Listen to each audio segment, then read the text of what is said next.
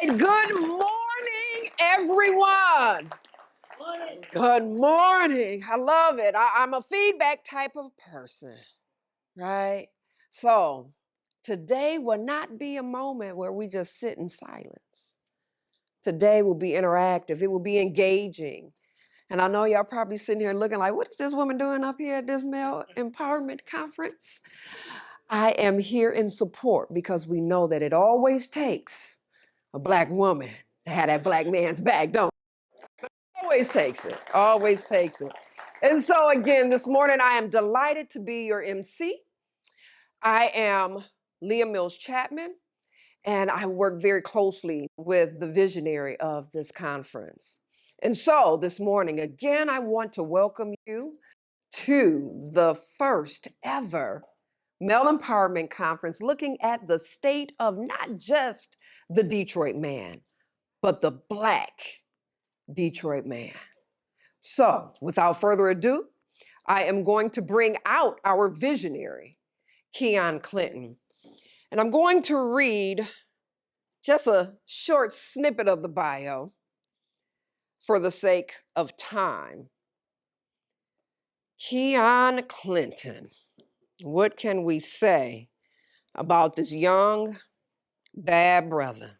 Keon was born and raised in the infamous zip code 48205 of Detroit, Michigan, one of the world's most dangerous cities. Keon Clinton is not a statistic. He received his Bachelor of Science degree from Michigan State University in electrical engineering, but he knew that he had a greater calling on his life. After retiring from engineering at the age of 28, Keon decided to pursue his true calling, impacting others. Keon, an advocate for execution, delivers the life-changing message of becoming 1% better daily. And it has led him to become an award-winning international speaker. Inspiring others has also led him to becoming the best-selling author of Healing the Living Dead. Now that's powerful. I had to stop and pause right there. Healing the Living Dead.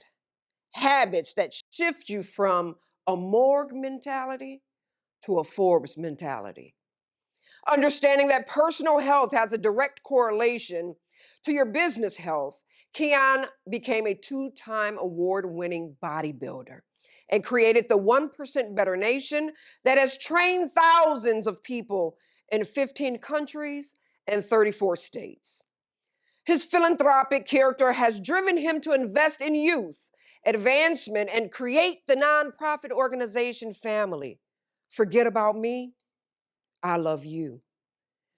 On a mission to help professionals develop their personal lives, businesses, and careers, Keon created the 1% Better University, which develops professionals' portfolios to increase their revenue and impact within their business. Keon has been featured on WDIV Detroit, Fox 2 Detroit, the Michigan Chronicle, Black Speakers Network. He's been featured at Cobo Hall, Ford Field, Little Caesars Arena, Who's Who in Detroit, 30 Under 30 Detroit Entrepreneur, and the Magic Johnson Foundation. Keon Clinton was also a 2018, 2019, and 2020 recipient of the top 25 millennials in Detroit. Let's just give that a clap. Yes. Keon was a recipient of Forbes Next 1000, which highlighted the next 1,000 entrepreneurs who are industry leaders impacting the world. At this time, let's put it together for our visionary Keon Clinton as he graces the stage.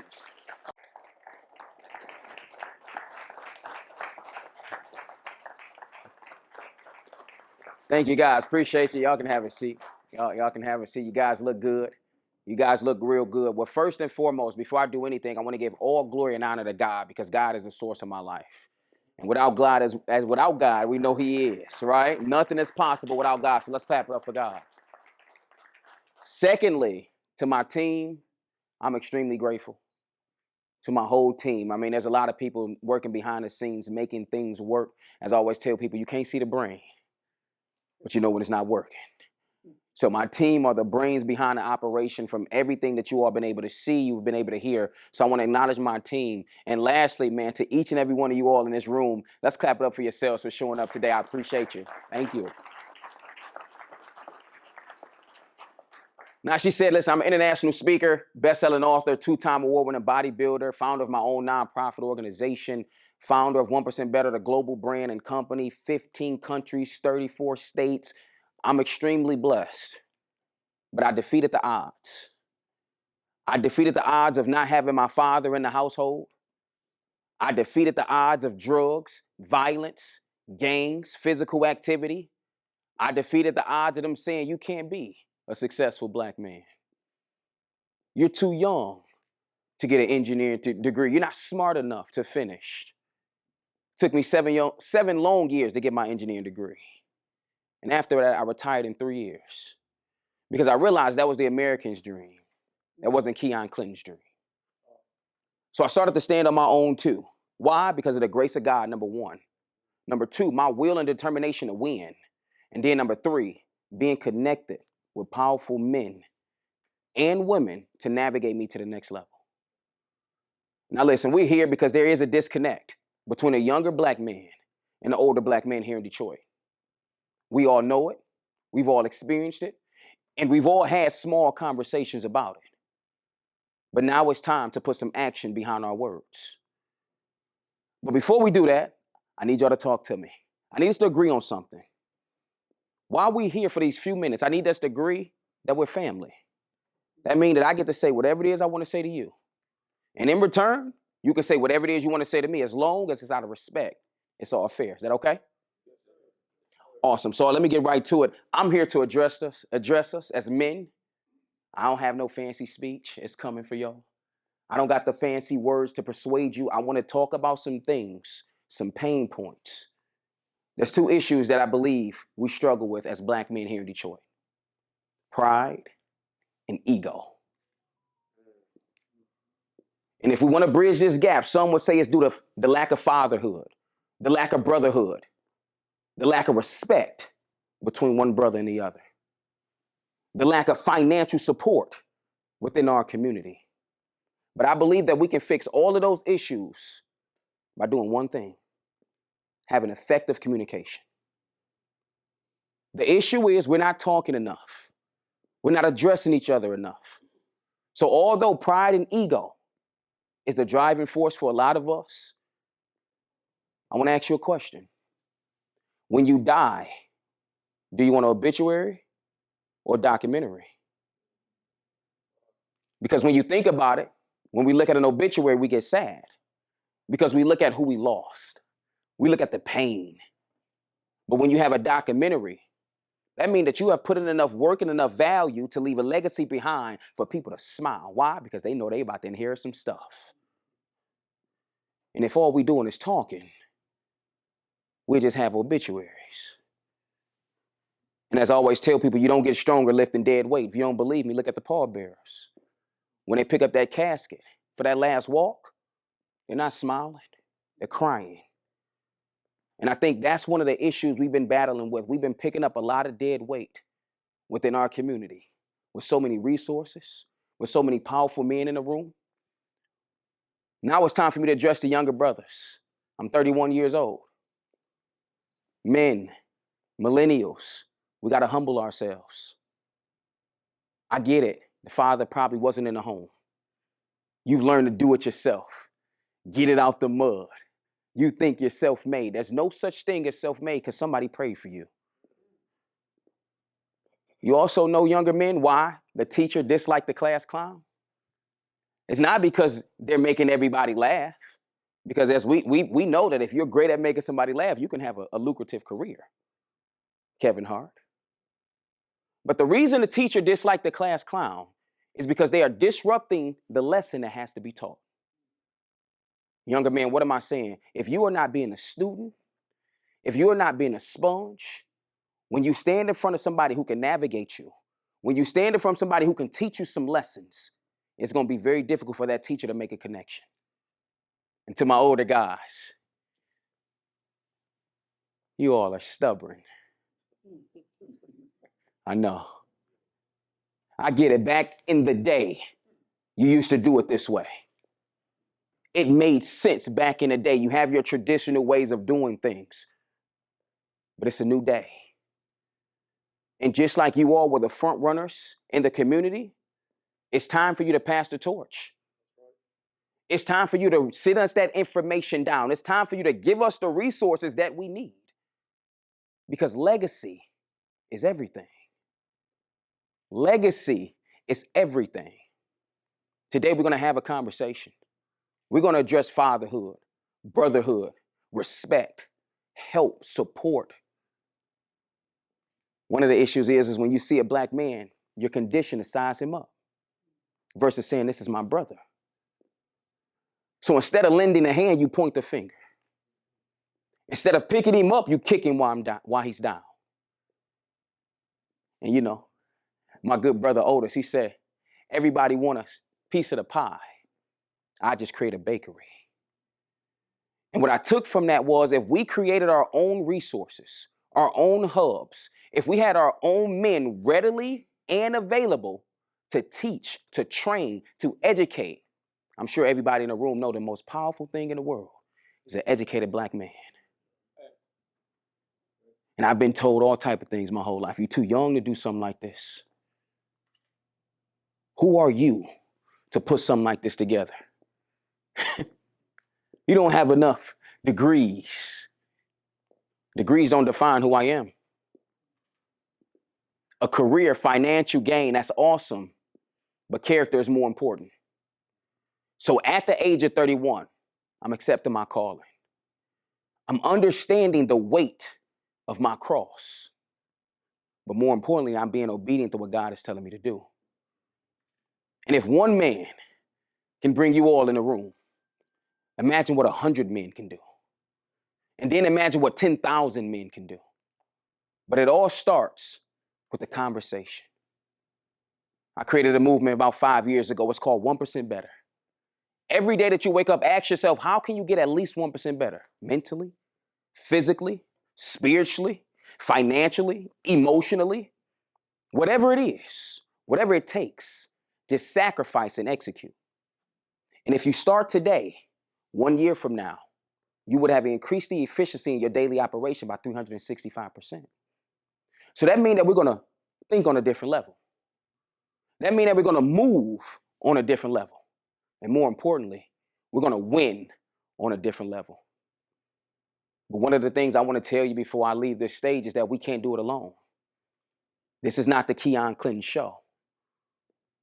This is our show. This is not Keon Clinton's story. This is our story. And the beautiful thing about it is we are the author. We are the narrators. No one should be able to tell us what we can do, how we can move, where we can go, what we can buy. But the only way they can do that is if we're divided. The only way, it's about ownership. If you don't own it, you don't control it. You can complain all you want. You can talk about what we don't have all you want. But if we don't own it, we will never control it. It amazes me how we say the school system is so bad, yet we got degrees. I'm going to say that again because I see they didn't catch it. We say the school system is so bad for our kids, yet we have degrees. Why are we dependent on institutions that were not built for us to navigate and grow to becoming educated folks in the first place? When you look around this room, the network is crazy. The net worth is amazing. Millions, probably billions in this room. Are you ready to share? Are you ready to be a part? I don't talk because I got lips. I use my voice to do what God is telling me to do, to help as many brothers as I can. Even at the age of 31, I'm fully committed to carry that torch from our ancestors. So make sure you got your notes ready. Make sure you're listening to these brothers in here. Make sure you connect and you participate because your voice is so important. It is so important. And I do my best to help you find a strength in your voice. My whole life, I was told to shut up. Now I get paid thousands to travel the world and speak. Do you hear me? God is good. So I want to thank you all for coming out. I'm extremely excited, extremely blessed for what's about to take place in this room. We have some phenomenal brothers. We have some phenomenal brothers. And let me say this as I'm getting off the stage. We are not here to fix the problem. Not today. We're here to address the problems, address the issues and the struggles, and then create a common agenda so that we can synergize and then mobilize. Car don't move without wheels. The wheels don't move without an engine. The engine goes nowhere without gas. We need each other. It don't matter where you come from, what you look like, what you've been through. We need you. The puzzle is incomplete, even if you're missing one piece. So today, I pray that we get connected. I pray that we put our egos down, our pride aside. Brother, I need you. I'm willing to serve you. I'm willing to help you. That's why we're here today. And because you all showed up, I'm extremely blessed and grateful for the vision God gave me. So thank you. I appreciate you all and welcome to the Men Empowerment Conference, everybody. All right, we've heard the heart of the visionary. And now we're asking for you to reveal yours. That means let down all of the hardened exterior that we've been taught to put up, to build up, and open up your heart. And so at this time, I'm going to bring forth Chioke Bracy. He is the senior pastor of the Shiloh Deliverance Church. He began serving under his parents, Apostles Bobby and Carolyn Bracy, in various areas of ministry within the Shiloh Church. Over the past 30 years, he has served faithfully in the capacities including youth leader and minister of music. His love for God reached a new expression when he accepted the call to the pastorate and was ordained as senior pastor in December of 2019, thus bringing Shiloh into its new era, Shiloh 2.0. Pastor Bracy, he received a Bachelor's of Arts degree in the Communications Electronic Media for the University of Michigan, and also holds a Master's of Arts degree in counseling from the University of Detroit Mercy. His ministry expresses itself in the education system through his current career as a high school counselor. God has given him a gift of presenting revelation from the Word of God in a relatable and simplistic way. His mission is to live a life of Spirit-led authenticity and authority, and to introduce the world to Christ. At this time, Pastor Bracy.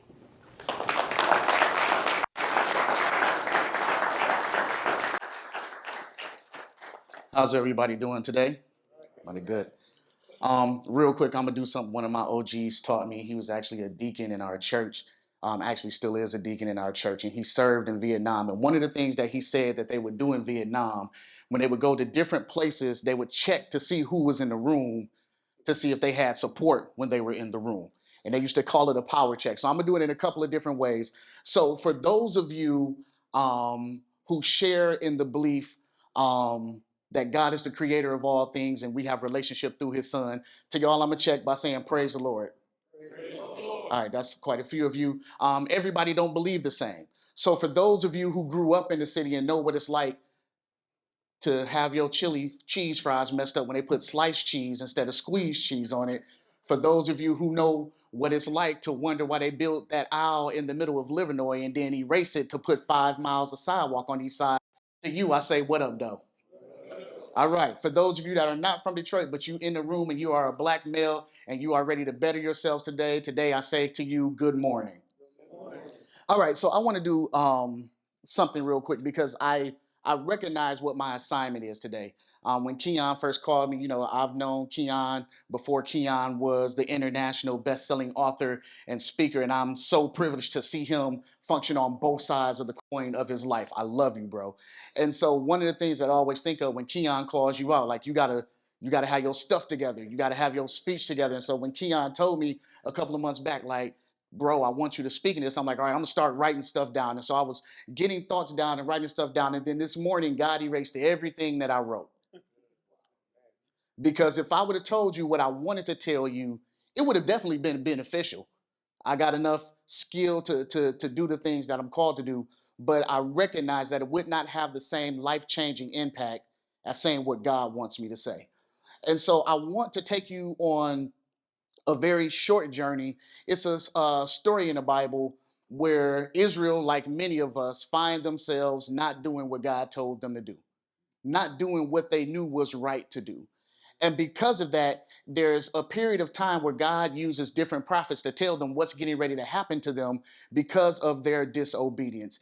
In this particular story, he's telling them that they are going to be under the control of various different nations, the Persians more specifically. And then God uses the prophet Joel to tell them all the bad things that are going to happen. But then he tells them if they repent, the things that will happen after that.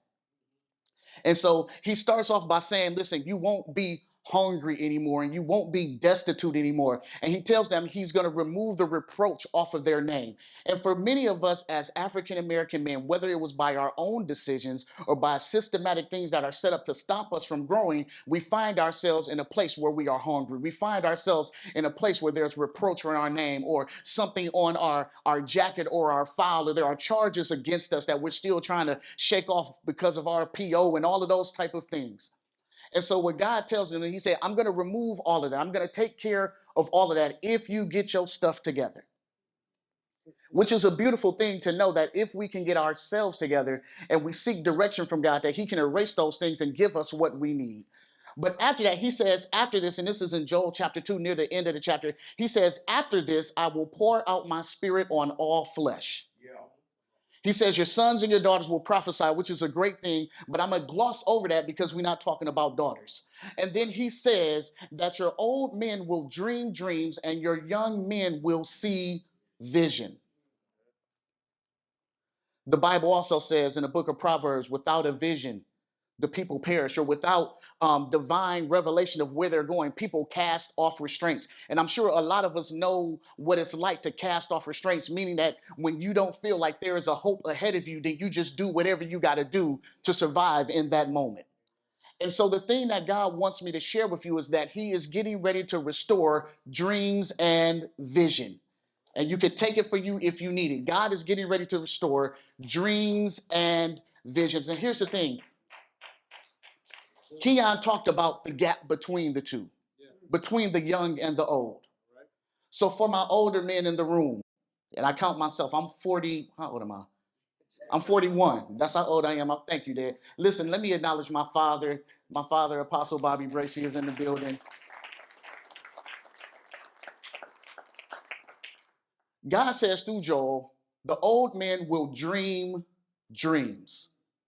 The young men will see visions. And for a while, I'm like, what is the difference between dreams and visions? And so as I research, dreams are the things that happen when you are asleep. And so Keon talked earlier about how some of our older generation has done things their own way and how they set a foundation for the younger men to launch off of. And so you guys are somewhat in a position where you are tired sometimes of being in a role to have to hold everything up. And so what God is saying is, listen, I'm going to allow you to rest. And while you rest, I will give you something else to see. While you are able to relax from all the hard work that you've done, because the problem is sometimes we lose vision because of the things that are in front of us. I can't pursue the dream that I had because I had to make sure that my family was good. I can't pursue the dreams that I want to have because there's so many things in front of me. And so what God is saying to you is that he's going to not only give you rest, but as you rest, you will be recharged with new dreams and new visions on where to go. And he said, for the young men, he's going to give you visions. Visions happens while you are awake. which means in the midst of everything that we deal with as young men in the city, having to dodge bullets, having to make sure that you're protecting yourself from people in the streets and people in authority, all the things that you deal with, in the midst of all of that, you are still going to be able to clearly see where it is that you're going to go. And then they pick it up later in the book of John. Jesus says, listen, he quotes an old scripture. He says, I call the old men because they're wise, and I call the young men because they're strong. Listen, today is a day I want you to open up your heart and your spirit, or whatever it is that you got to open up to receive fresh vision and fresh dreams, not only from God, but from the people that are here to help you get to that point. Because it's going to be a thing where God brings the dreams and the visions together to push us to where it is that we need to be. We can't do it without each other. Old men, tell us what those dreams are. Tell us about the hopes and the things that you had in mind that you had to lay down to make sure that we had a foundation to launch of. And then us as the young men, I'm old and young, so I'm going to stand on both sides. So old men over here, listen, we're going to share what it is that we had hopes for. The things that we had to lay down to raise families or raise people that were not our sons, the things we had to do to hold up our community, the things we had to let go of to push the culture forward. And then on the other side, young men, we are going to get the vision on how to make that thing work and pull it up, because what the old men dreamed is still profitable today. And I am a witness that if you pour your life into helping someone else build their dream, then your dream will not go unheard. It will not go unfulfilled. I spent over 30 years of my life making sure that every dream that my father had would be fulfilled. If he told me about it, I was on it and I did it. And now I'm in the place that when I am the one who's able to dream, I got a Keon to help me push that thing forward. Listen, we cannot do it alone. So if y'all don't mind, I'm going to pray for y'all real quick and then I'm out, because this was my assignment. God, I thank you for this day. And God, I thank you that you are restoring dreams and visions. We are not a hopeless people. We are not a people who do not know where to go. But God, I pray that you would begin to wake us up and show us where it is that you want us to go. And God, give us the tools and the resources and the mind to do what it is that you're placing in our heart. God, let this be a moment where dreams are birthed, God, and then in the moments after they come to life, let us see the dreams crawl and begin to walk. And God, you said, write the vision and make it plain that the person that reads it can run with it. God, we stand ready to run with the dreams and the vision that you have given us, and we thank you for it in Jesus' name. Amen. God bless y'all. And for all those that may have been in their slump. Ooh, are we good? Ooh, all right. I was about to say, for all those that were in their slumber, but I think that awakened us all. But for all of those, really, that have been sleeping on themselves, I'm hoping that as you're hearing the words from our speakers today, that you're feeling an awakening that's happening within your soul. And so next, we have coming up Andre Ibran.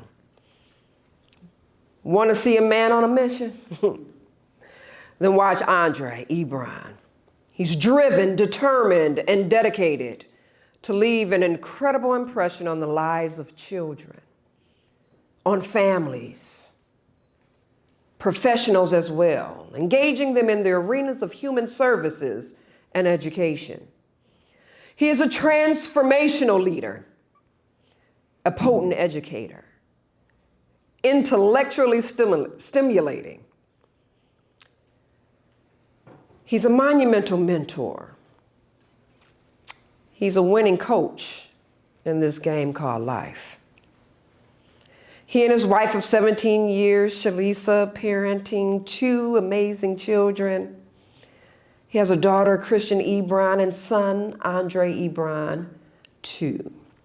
Mr. Ibran is the Senior Director of Diversity, Equity, and Inclusion of the United Way of Southeastern Michigan. He too is the owner and the founder of Ebron and Associates and the Drawing Board Nation.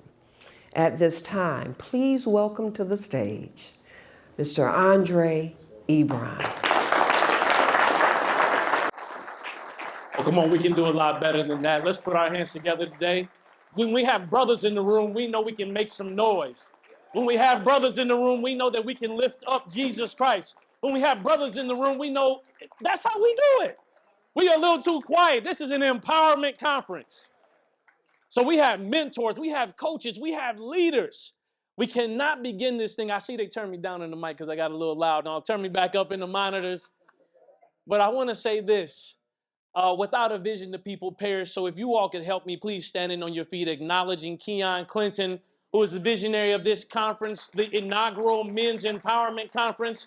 Oh, come on. If you knew how much work it takes to put on this type of conference with you in mind, if you know about the sleepless nights where, watch this, I'm going to help you now join in with what happens. Anybody ever had a dream, like our brother Chioke said, that just keeps you awake at night? Do you know the ache and the pain of having potential of where you see yourself going, but recognizing the reality of where you currently are and the gap between what you have to do to get there? Have you ever called someone and you expected them to lift and depend on you, but when you called them, they asked you for help? All right, yeah, you all may be seated. And I guess we have the common belief that we all know that without God, nothing is impossible, or that nothing is possible, but with him, all things are possible. Watch this though, to them that believe. And so I have some giveaways, you know, as a conference speaker, and I know some of us are emerging speakers, always have something you can give away that can not just leave a word, but after you leave, they have something tangible to say, I remember Brother Andre. So I'll go ahead and give this shameless plug. I am the author of The Drawing Board, and The Drawing Board is a powerful, thought-provoking testimonial that challenges you, the reader, to examine your life and to reimagine the possibilities. I'm going to ask you a question, young brother. Have you exhausted all of the possibilities of your current opportunity? And so with that in mind, that means that there is what? Work to be done. You know, when I tell you, when we think about men, Brother Daniel, generally when people are talking about men, they come from a deficit mindset. They are uniquely gifted at telling us what we have not done, what we should be doing. And I'll tell you, Leah, most times the people who are criticizing us most don't know how to just ask us for help. Can I help you translate this? The next time someone gets to criticize you, their criticism is really a cry for help. And so what we have to realize is that don't take it personal, because they haven't been gifted to be able to just ask for help, because asking for help puts you in a vulnerable position. I'm going to ask the men in the room. Sometimes vulnerability is a curse word before men, but have you ever been fearful of being vulnerable? Have you ever needed help and you just chose to go without because you didn't want someone to feel like they had an upper hand? Have you ever needed help and just refused to ask for help because you feel like the interest on that particular ask may be too much for you to pay? Have you ever asked for not asked for help because you wanted to maintain your swag of you stepped out and yeah, when you had the money to buy that outfit, you were good. But now you pull up at the club, gas tank on E, but no, I'm joking. Let's pull it together. Let's pull it together. And so I do have some giveaways, but it's for men who are hungry. When you show up and you showed up here, you came out in the snow because you're looking for practical ways to apply what you believe. You have all of the raw materials you need to accomplish and achieve the life you want. But this is where the old men, the young men disconnect is. I didn't believe it when I was younger either, that some things take time. And so when we go to rush it, here's a key indicator for me that I need to grow. I'll just talk about me, is that when I become impatient, I realize that is an area of immaturity for me. Because patience, watch this, count it all joy when you fall into diverse temptation, knowing this, that the trying of your faith work what? Patience. But this is what happens. Let patience have her perfect work, that you may be perfect. That doesn't mean flawless. It means mature. That you may be mature and you'll come out, watch this, lacking nothing. Nothing, and when you talk about scriptural context, it's a word called debar. And so all things that consist were made by words that appear. And so as you see this, as I'm speaking to you now, it is connecting with some level of your potential that says that this is possible. I want you to repeat after me. This is something that one of my mentors, Apostle Dr. Oscar J. Dowdell Nelson Underwood, told me. Repeat after me. Say, I am Woo, that would be okay if I was talking to 5-year-olds. I need some brothers with some gumption. I'll go ahead and Kevin Hart it for you. Say it with your chest. Say, I am possible. So I'm not talking about just what you dream or vision. I'm talking about your identity. Who you are is possible even in a world that doesn't want the manifestation or fruition of what it is that you dream. There was a message I heard by Bishop T.D. Jason. He said, you know what? Now you have permission.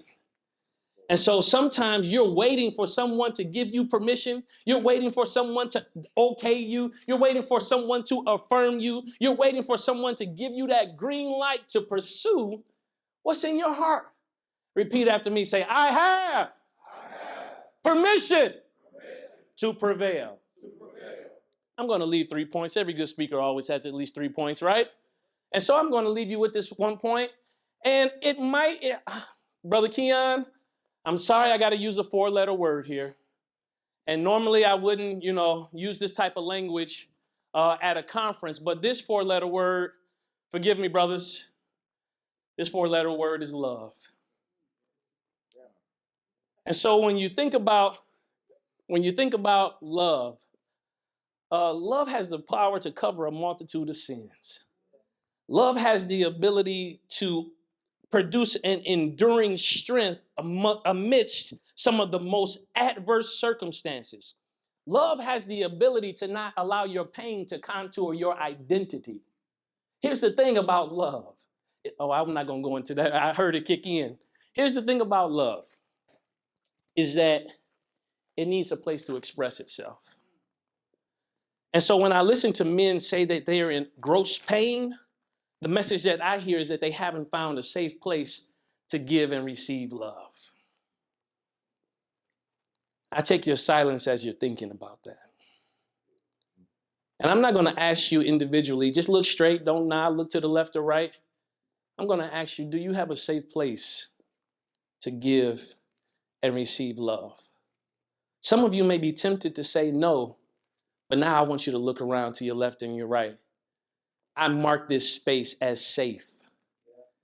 A safe space for you to give and to receive love. I want you to say this. It might feel funny saying it at first if you haven't said it before, because most of us have not experienced, and listen to what I'm saying. Please hear me. Don't allow your mind to kick in before you listen to what I'm saying. Is most of us have not experienced love from a male perspective without grave disappointment or some level of perversion.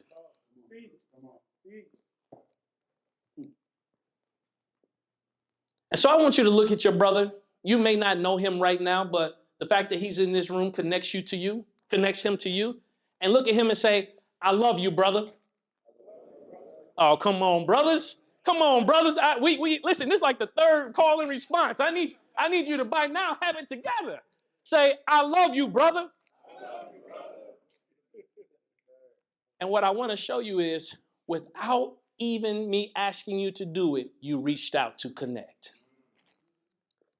And so that love without connection is idle talk. But if I'm connected to you, then what you experience, if you're in pain, I'm in pain. If you're in need, then I'm in need. I can't rest until you actualize your full potential. And I see Brother Keon walking toward me, letting me know, wrap it up, Brother Ebron, but he's connected to me. So in this conference, I want to tell you this, and I just want to lay this out for you. Every powerful movement that you look at now, every powerful speaker that we denote now, whether it's Nelson Mandela, Dr. King, Bishop Jakes, Keon Clinton, Chioke, Bracy, Daniel Braxton, Keith Bennett. I did say your last name, right? Didn't I? Baxter. I felt I didn't say that right. I wanted to get it together. Daniel Baxter. Everything that has endured the test of time had a foundation of love. And so if you can't begin what you're envisioning to do, if you can't begin with love, I'm going to save you some time and some money.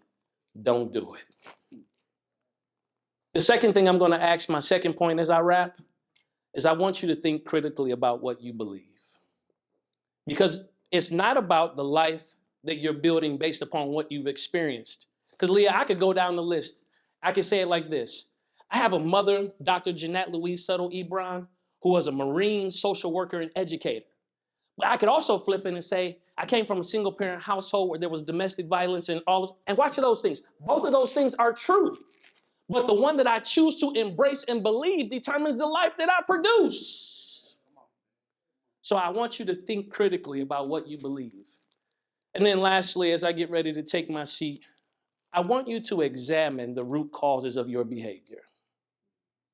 Behavior, working in a school, is an indicator of a system of belief and experiences that is letting you know what is going on the inside of that person. So number one, I want you to begin with love. Somebody say, begin with love. Begin with love. Number two, I want you to think critically about what you believe. Say, I will think critically about what I believe.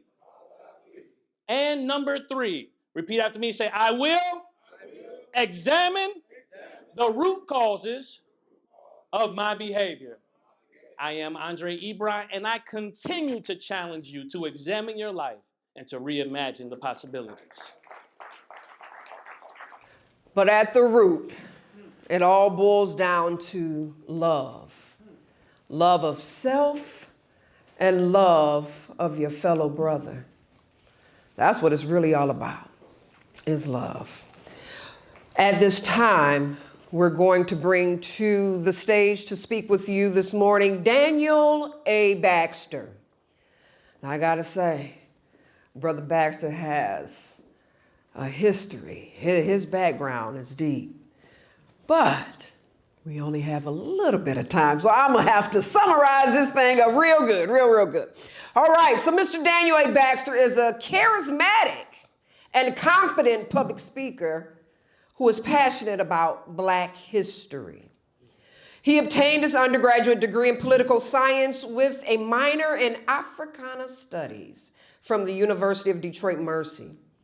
Also, he pursued his master's degree in history with a focus on the first and second Great Migration and its impact in urban cities at Wayne State University.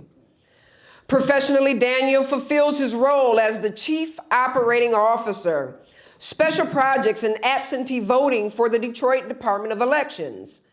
Formerly the Director of Elections for the City of Detroit, he was appointed by Detroit City Clerk Janice M. Winfrey in October 2015, a role he previously held from January 2006 until August 2013. As a child, Daniel grew up in the famous Dr. Ocean Suite home on Detroit's southeast side. In 2004, he was instrumental in obtaining nation, state, and local historical designations on the Suite House.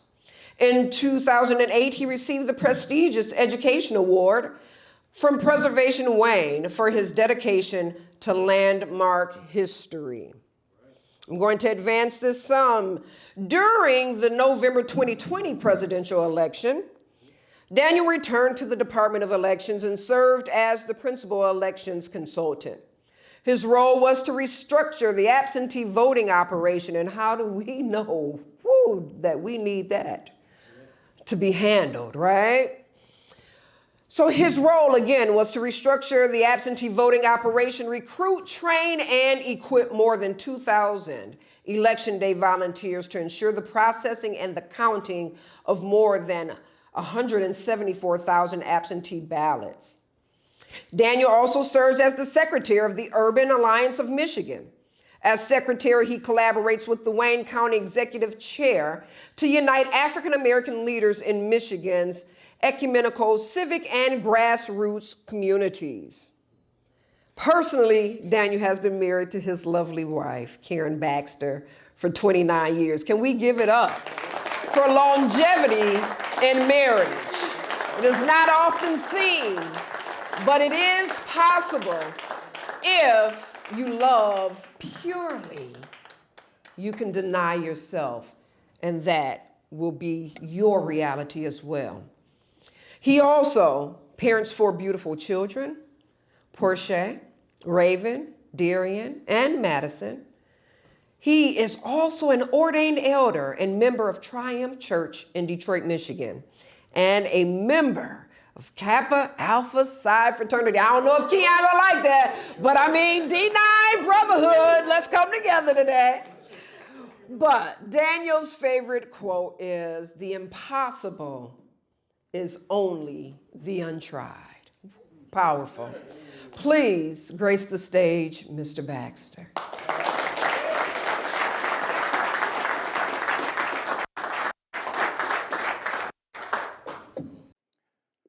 Our deepest fear is not that we are inadequate. Our deepest fear is that we are powerful beyond measure. It is our light and not our darkness that frightens us the most. We ask ourselves, who am I to be bold, brilliant, beautiful, and black all at the same time? Actually, who are you not to be? You are a child of God. You playing small doesn't do anything to serve the world. There is nothing enlightening about you shrinking so that other people around you won't feel inadequate. You were meant to shine, just as children do. We were born to make manifest the glory of God that dwells in us. And it's not just in some of us. It's in you, it's in you, it's in you, it's in you, it's in all of us. And when we let our light shine, we automatically give others permission to do the same. As we are liberated from our fears, our presence automatically liberates others. I love that presentation. I love that speech. And it's from a lady by the name of Miranda Williams. This speech in and of itself just declares that we are inextricably connected to each other. I'm here because a young brother from the east side of Detroit at 48205 decided to let his light shine.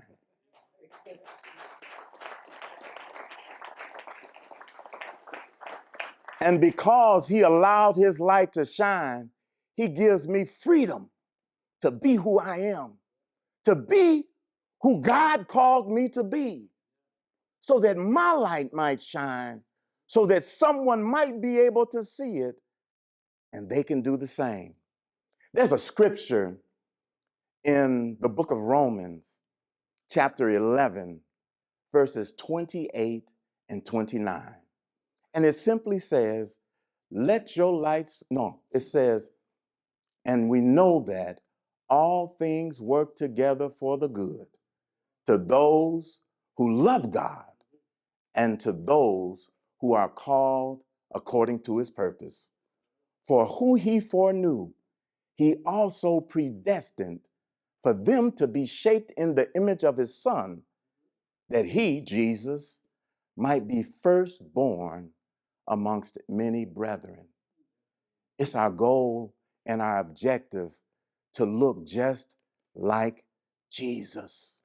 So when we let our light shine, when we allow for that thing that God placed in us to give birth, God can look on the face of the earth and see a remnant of himself.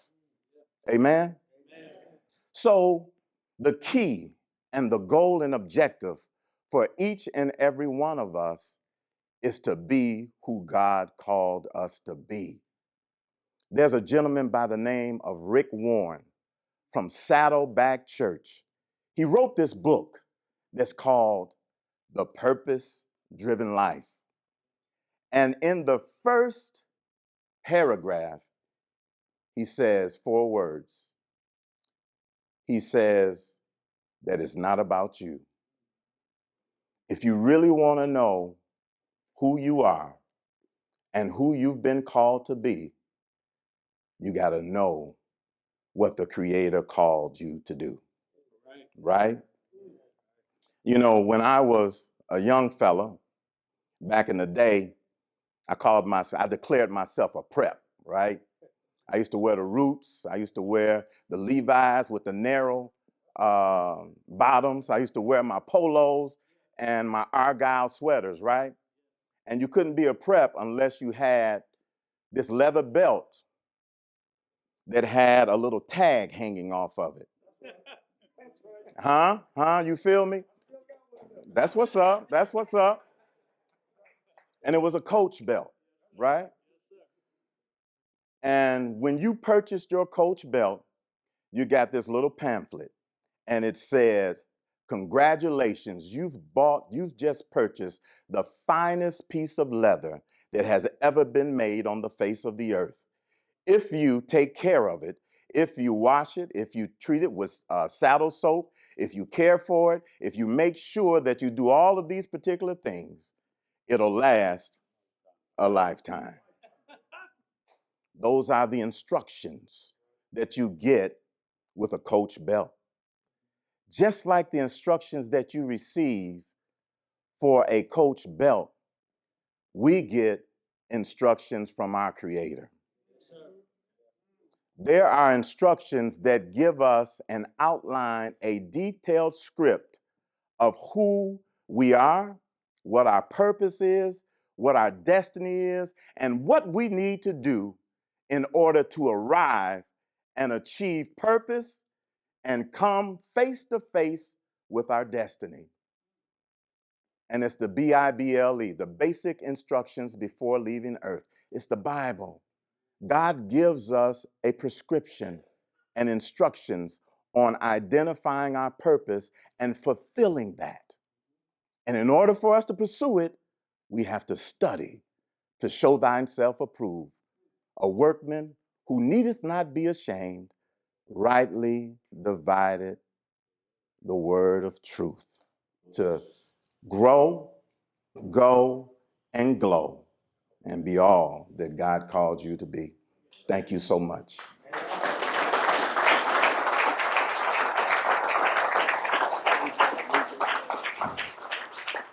Ourselves. We don't see our true potential. We don't see exactly why we are here on earth. But if we begin to tap into how God sees us, then that power and that strength comes forward. So at this time, we are going to do something just to kind of break this up just a little bit. I want for at least one gentleman, actually more than one. Thank you, kind sir. All right, I'm gonna start with one. One gentleman to give me a takeaway thus far. What has rested on your soul? What has landed with you thus far in our empowerment conference? All right, so I have one here. The biggest thing that I took away so far is that is what Mr. Ebron said, thinking critically about what I believe. Thinking critically about what he believes. All right, thank you so much. Come on up, and we have a gift for you for being so courageous and confident in yourself to express exactly what it is that you truly feel. Thank you. You are very welcome. All right, another. I saw one up at the top. All right. How y'all doing today? I'm taking away, it was a 1% better. Each day. You know what I'm saying? I've been trying to think about how I can do things and I have, trying to make everything, magnitude. But doing it like 1% better, it seems like you can achieve a lot more. Yeah. Just a little bit at a time. Yeah, I love that. Sometimes we bite off a little bit too much, and then we regurgitate it all up, and then we have to start all over again, right? So please, sir, do come up and get your gift.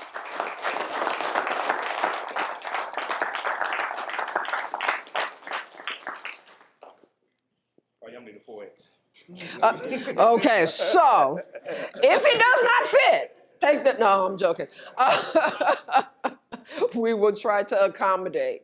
All right, and so I'm going to go to this side, right? I'm just going to be fair. All right, up at the top, do share a takeaway. It's okay to love your brother. That was powerful. Wow. It is okay to love your brother. And don't sit down. Elaborate further on that, because what I'm hearing is that seems like it's a foreign concept. It's always tough, especially as a black man, to tell another black man you love them. Reaching back into, whether it's trauma with your past and with your family. Some of us don't have fathers. For me, I have my father. Actually, my father is right here. Beautiful, beautiful. Said, what is my trauma that I have had in my life? I can't love my brother. And it's, just every day walking the streets of Detroit and feeling you had to mean mug somebody just to get respect when you walk into a gas station. Yeah, Not being able to be yourself and say, you know what, how you doing? Because if I say how you doing, it's a sign of weakness. Yeah. And at that point now, I'm looking like I could be a potential victim because I feel like I'm in a room full of wolves. Yeah. But that's how we were brought up in the city of Detroit. Yeah. To be fearful of our brother. Instead of saying, no, I am your brother, I love you. And just because I say that, it's not a sign of weakness. Yeah. It's a sign of strength. Beautiful, beautiful. Please come up. Get your gift. I do believe that this is from Mr. Ebron. We have a special one for you. That was very powerful, and I wanted for you to elaborate because I don't think that you're on your own, right? Even as a woman, we are now being shaped into this thing of feeling that we need to have this hardened exterior to be protective, right? We can't say I love you and be open and vulnerable with others. And so I thank you again for that. Okay, so at this time, we're going to take a 10-minute break. Get up, stretch, grab a drink, and then we're going to return back for our panel. During that time, I think our brother here just kind of touched on something about being vulnerable in a safe space. So upon your return with the panel, it will be engaging and interactive, and it is a safe space. Thank you, Leah. Appreciate that. Thank you. There we go. Testing. All right, yeah, so 10 minutes. She already told you all what a bathroom is. Network, get somebody's number, ask them what they do. If you haven't already, you all should have scanned in your registration form. If you don't have that, let us know. We do have the scanner for you, the QR code. Make sure you scan that in. We want your information because what we're doing, I'm the execution coach. We didn't just come here to say yay, fist pump, and just talk in this space. The goal is for us to create an action plan for us to actually be better. And we cannot do that without your resources. We cannot do that, right? So if you put your information in there, we ask you a question. What are you bringing to this conference? What value do you bring to the table? What resources, what plugs, what connections do you have? This is not the time to be stingy with your good energy. You hear me? Okay? In order for us to mobilize, we have to synergize, not unite. That's a big difference. We can come in a room. This is unity. Synergy is actually putting that plan together and going out here and executing so that they can see that this was not just an empowerment conference, but it was also a call to action. All right. So make sure if you did not fill out that registration form, please, please, please put your information in there. And I do want to show you all something. I want you to get your hearts, your minds, and your pockets prepared, because I want you all to support us, okay? Let me show you all something. I got some. We just put these together, and I really want y'all to support us this year. She gonna be mad I messed up her table. So our team and I, we created our Black History Year hoodies here, because 1 month does us no justice, right? 1 month does us no justice. So I want each and every one of you all to make sure you grab one of these, man. Support us as we are a Black-owned company, right? Supporting our community, doing everything that we can. So we will have these available at the end of the conference for you all really, really soon. So I just want to show you what that design looked like so we can be united in everywhere that we go, all right? Amen. Yep, thank you guys.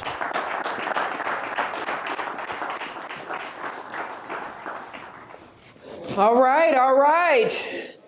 Are you all ready to get going? Ready to get going on the panel discussion? You have had a moment to sit, to listen, to eat on some good food, to digest, and now we need to, the proverbial regurgitate, right? Your thoughts, your feelings. We need what was taught to us earlier, that openness of heart, that vulnerability. in this space at this time. And so we're going to start off with our panelists. We have the first one coming to the stage, Mr. Keith Bennett. As a result of over 4 decades of community-based work, service, and contribution, Keith Bennett has widely and respectfully earned several affectionate titles. None more flattering than the governor, or maybe even the godfather. I see him as OG.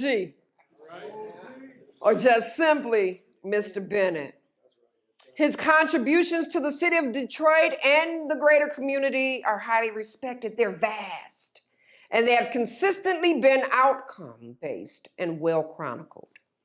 Widely known for speaking and breathing life into thousands upon thousands of lost or needy souls, specifically young Black men and brown males, low income and marginalized.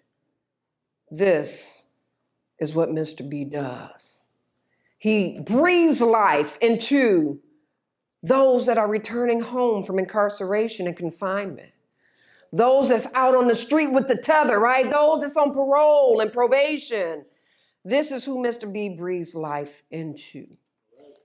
And he has been doing this again for decades.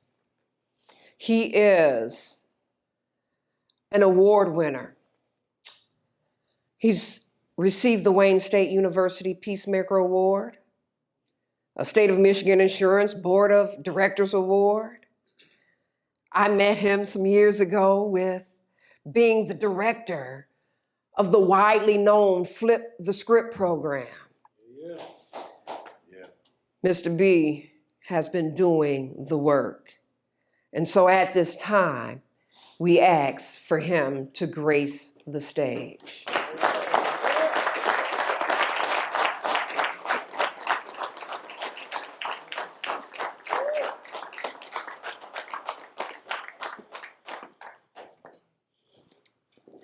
Next, we have Otis Bellinger. Mr. Bellinger is a master's level clinical therapist and the director founder of the Building Better Men Mentoring Leadership Program. This particular program is a community school-based organization that provides various programs for males between the ages of 8 and 17. The objective of his programming is to bring value and positive change one young man at a time. It is Mr. Bellinger's hope that by changing the life of just one, that 1% better, right? Just one, that he will change the lives of many. He has authored 2 best-selling books within school districts nationwide and conducts workshops locally and nationwide. The focus is primarily on building African-American male development and leadership skills. Otis Bellinger has been recognized by local and national media outlets. Mr. Bellinger, please grace the stage.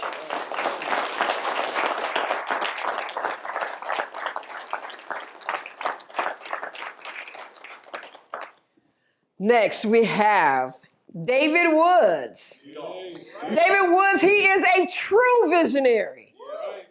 He's a true visionary of a dream come true. At a very young age, David knew that he would be an entrepreneur and would be a beacon of light. I think we heard that light from Mr. Baxter. He allowed that light to shine amidst his peers and everyone else. His spirit of an enjoyable Detroit touches everyone that he meets. Enjoy Detroit! Hey! I love it! Mr. Woods, he has successfully integrated his unwavering passion for our city to thrive and his strong business and entrepreneurial acumen, creating a platform for our youth to stand united and uplift our great city. Mr. Woods' passion for the youth resulted in the founding of Enjoy Detroit, a 501c3 nonprofit organization started in 2013, with a passion for contributing positive change to the city of Detroit. Mr. Woods, along with a dedicated team and numerous volunteers, Enjoy Detroit has been able to connect with the youth in the metropolitan Detroit area through their volunteer efforts and consistent involvement in city rehabilitation activities and initiatives. David has made giving back look cool. I love that. Smooth giving back while wearing apparel with the Enjoy Detroit logo proudly across his chest. Let's give it up for David Woods.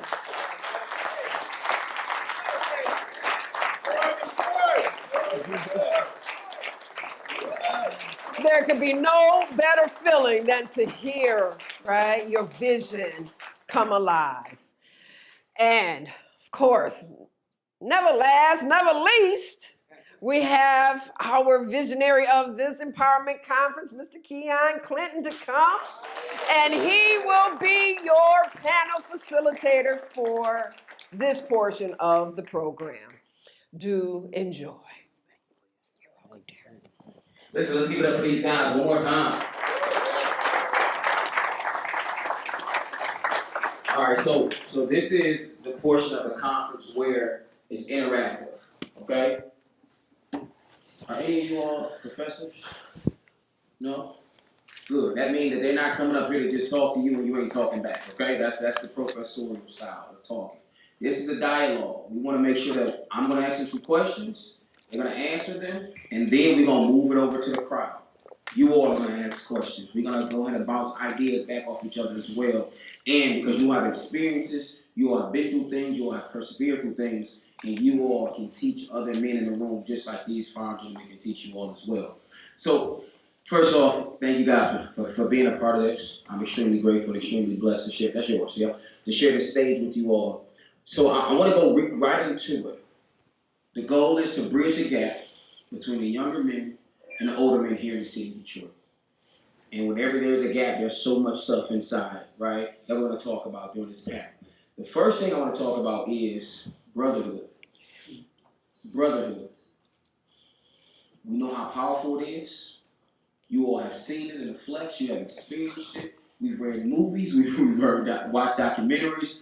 But the term brotherhood, what does that mean to you?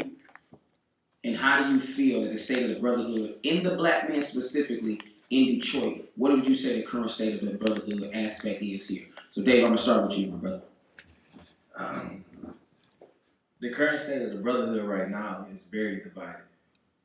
From young, from old, in between, it's very divided because it feels like everybody want to be their own individual boss or individual person, but we not working together in no situation to build each other up and grow and do it the correct structural way.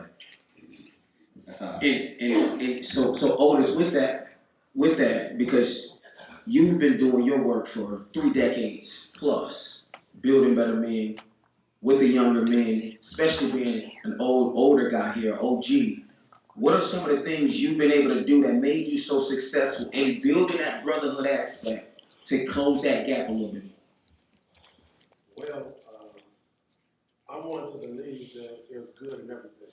Mm-hmm. Right? Come on, Doc.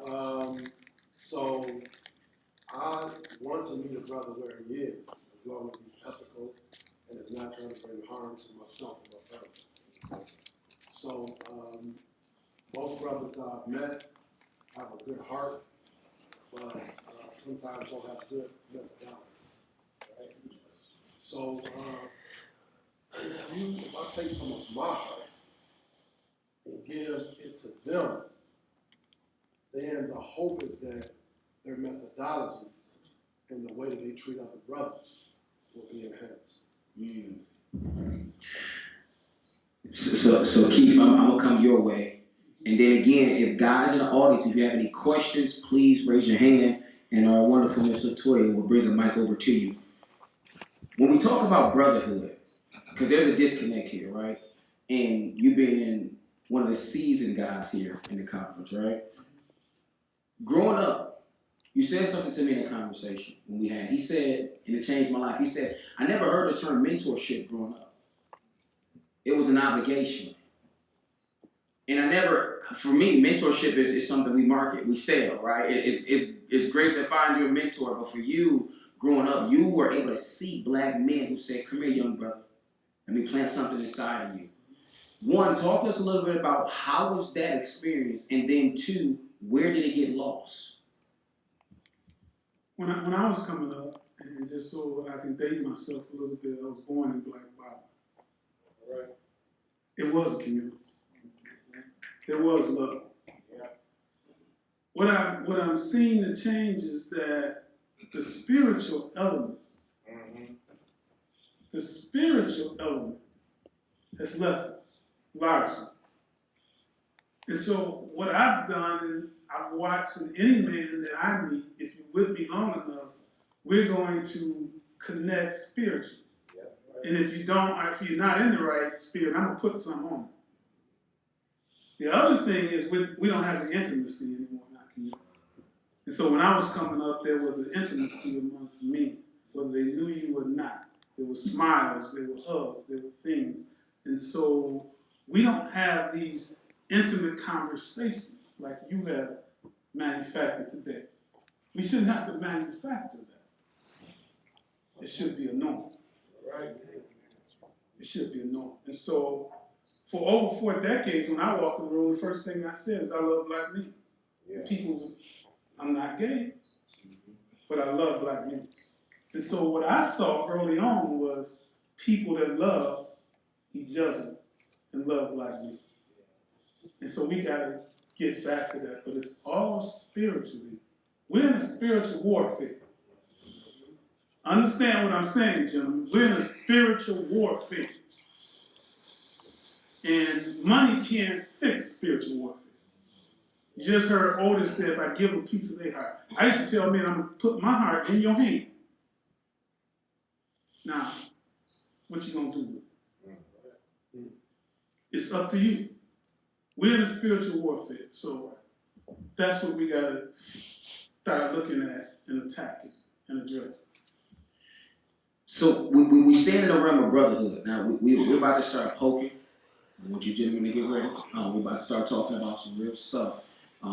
Disclaimer, the things that we are talking about, I promise you, from my media team, we've already talked. This information, if it's detrimental, it will not get out. This portion of the show, it will not get out. Like, you may see yourself in a video, but we're not going to specifically voice you out to people because we want to protect each other as men, our brands, and we know in this bro code, we have a different language, okay? So we're going to be very respectful, but we're going to be transparent. And we're talking about brotherhood. 31 years old, society said I wasn't supposed to be here. I seen death literally plenty of times. I become numb to it. And I think a lot of younger brothers have become numb to death, specifically black on black crime. Right. Police officer kills us. We ready to go riot, march, parade, everything. Brother get killed at 6 Mile at the BP gas station. It's another day in Detroit. How does that make you feel, Dave? And what are some of the things we can do to start building that respect factor? Because I think a lot of it has to, the underlying problem is there's a lack of respect in the brotherhood amongst us as well. So how does that make you feel that we don't put as much emphasis on the black crime here in the city? Right. And what are some of the things we can do to start really implementing that respect factor back within our brotherhood? Just like you said, Keon, it's like we get out of control, we march when another race kill each other. But why we don't march on each other when we kill each other?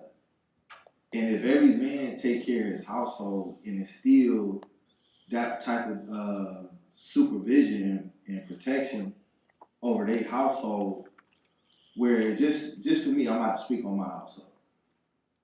Like, our father is our hero. Yeah. He always been our hero, right?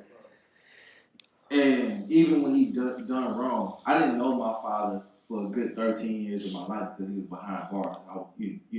I didn't really understand it, him being in prison. And from that disconnect, I seen a lot on the other side because he wasn't home. Then when he did, come home, he was still absent because he wasn't that nurturer for the men that was the boys in the family that we needed. All he knew was to, okay, let me put some food on the table, let me make some money, so let me take care of the bills in, the best way I can. But we needed that nourishment because we could have been that helpmate as well too. Yeah. And an incident, cause like my family, we paint the picture perfect. You will never know what's going on. And that's how the men in my family wanted to keep everything a secret. And it was just killing us, hurting us in the inside. And for me, on the other end, my father gave my brother some information that, will we turn our backs on each other. But the information that my dad gave him, oh son, you know what, I'm gonna help you start another business. But my goal was to pass the business down to my brother, to crown him in the right significant way, but not for him to be my competitor. So we was in a space where we was Cain and Abel. No one gave me the correct information to not think in that sense of mindset. My father didn't even give a chance to sit down with us to, let's have a conversation. You've been with your brother by his side for 5 to 10 years, and we always operate as a family. Your brother David supported me in my business. I was a helpmate for my father. For me not to be a debt for him, I created a business inside of his business. He didn't have to pay me. He didn't have to pay me because I knew that, the worth, who I was, he couldn't meet that standard. So I paid him to have a business inside his business, so we won't become competitors or, tearing each other down. And that's real brotherhood. But my father gave my brother the wrong information, and it just tore us apart, and we still in that space of trying to heal that. And my father had not brought us to the table to be able to heal it. Man, that's powerful. That's deep, because I'm sure every brother here have experienced that before, right? Where you got some information that wasn't correct, and your actions are a byproduct of your thoughts. So if somebody plant a seed inside you, as I always say, negative seeds grows well. So that's a prime example of that. And this is an outstanding gentleman in the community. So Otis, we still talking about brotherhood. We're talking about respect, and this is something that I'm blessed to be in a room, in a privileged in a space to speak with a lot of wise men and older men. And all the time they say, man, these young brothers ain't listening. They don't want to hear us out. We ain't messing with these young cats. And my question is, we want to listen to the stuff that brings us value. So if we're saying, the older guys are saying, the young brothers got to put the drugs down, the guns down, what are you all giving us to pick up? That's always my challenge to the older generation. Because you can't sit here and tell me, coming from somebody, I sold drugs at 9 years old. And the reason I sold drugs was not because I woke up at 9 and was like, you know what, I'm going to be a drug dealer today. Mama was struggling. Daddy wasn't there. I didn't have nobody to tell me how to build a business, how to make legal money. So what are some of the things that, because there's a disconnect with the respect from the older and the younger generation. And it's like, what do you believe that the older generation are bringing or have been bringing to the table that the younger generation can start picking up so that we can really start grooming that respect? Because until we get that level of respect, brotherhood will never make any sense. Well, holding myself accountable. There's been times that I wanted to be more important than significant. And that taught me a lesson. And also, I wanted to listen to respond as opposed to listen to understand. And today, Brother Ibran taught us that you examine the root causes of your behavior, right? Brother Pastor Chioke Bracy let us know that boys dream and men have vision, but if we put them together, we're better. my good brother Clinton, Keon Clinton taught us that we, as black men, we don't always ask for help, right? And then my Kappa Alpha Psi fraternity brother, Daniel Baxter, taught us that we question ourselves, who am I to be bold, beautiful, and black at the same time? And then he gave us something, Romans chapter 11, verse 29, which within 30 minutes after I leave here, I'm going to study that, right? So today, I practice listening to understand as opposed to listening to respond. So I think that at times we need to tell each other that, you know, it's okay to take notes. It's okay to respect your knowledge. And then if there is something that I disagree with, I won't hurt my brother. I will call him, I will connect with him, and then we will work it out as men. Man, that's good right there, brother. That's good. That's good meat right there. Mr. Bennett, when I get to talk to an older man, I'm extremely grateful because I didn't grow up with a father in my house. And I felt like I became a man at 12. But when I'm in a room with men who are older than me, immediately I become a servant. Grace of God. Flip that from the older generation. Do you think y'all give us enough grace as younger men? Do you think y'all have enough patience with us? Because for the most part, you all older men want to be seen as that father figure, that authority figure. But if I didn't grow up with it, how do you expect me to just click whenever you're talking to me? How are you expecting me to just look at you as the father figure I never saw? So do you think that your older generation give the younger men enough grace and have enough patience for us to develop? Because in order to relearn, you got to unlearn some stuff. And I think we're getting, y'all write us off quickly because that's a knucklehead right there. It's a bad child. There's no such thing as bad children, just misguided. So do you think the older generation are giving us enough grace and patience? And part two is, are you all, as older men, and I want some of the older men to address this as well, are you all having the conversation? What can we do to get our younger brothers together? Or have y'all become a little content with the fact that y'all can go home to your nice homes, to your nice 3, 4, 5 car garages, and you know your family is taken care of, but what about us? That man that you're talking about has never been me. I know there's one person in the room that has known me at least about 25 years. I think the question you asked is, no, we haven't given you what you need. But how could we if we weren't given it ourselves? And we have never internalized and matriculated through. And so we've stumbled through what we thought was right. What has happened is a lot of the older guys, more so than you guys, have become your competitors. And that competition has washed away any type of where we can meet each other on equal grounds. And so even as a group of men, we become too competitive. Everything is, I gotta have my own brand, and it's gotta be better than Otis brand. You know, and it's gotta be bigger than Otis brand. And it's gotta shine more than Otis brand. And as he said, I'm more important than Otis. And so the older generation, and I'm a part of it, we have to, number one, to get you to listen to us, we gotta listen.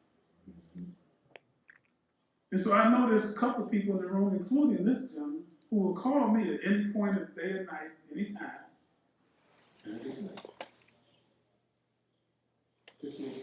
And I'm not listening to all just words, I'm listening to what's coming out of his book.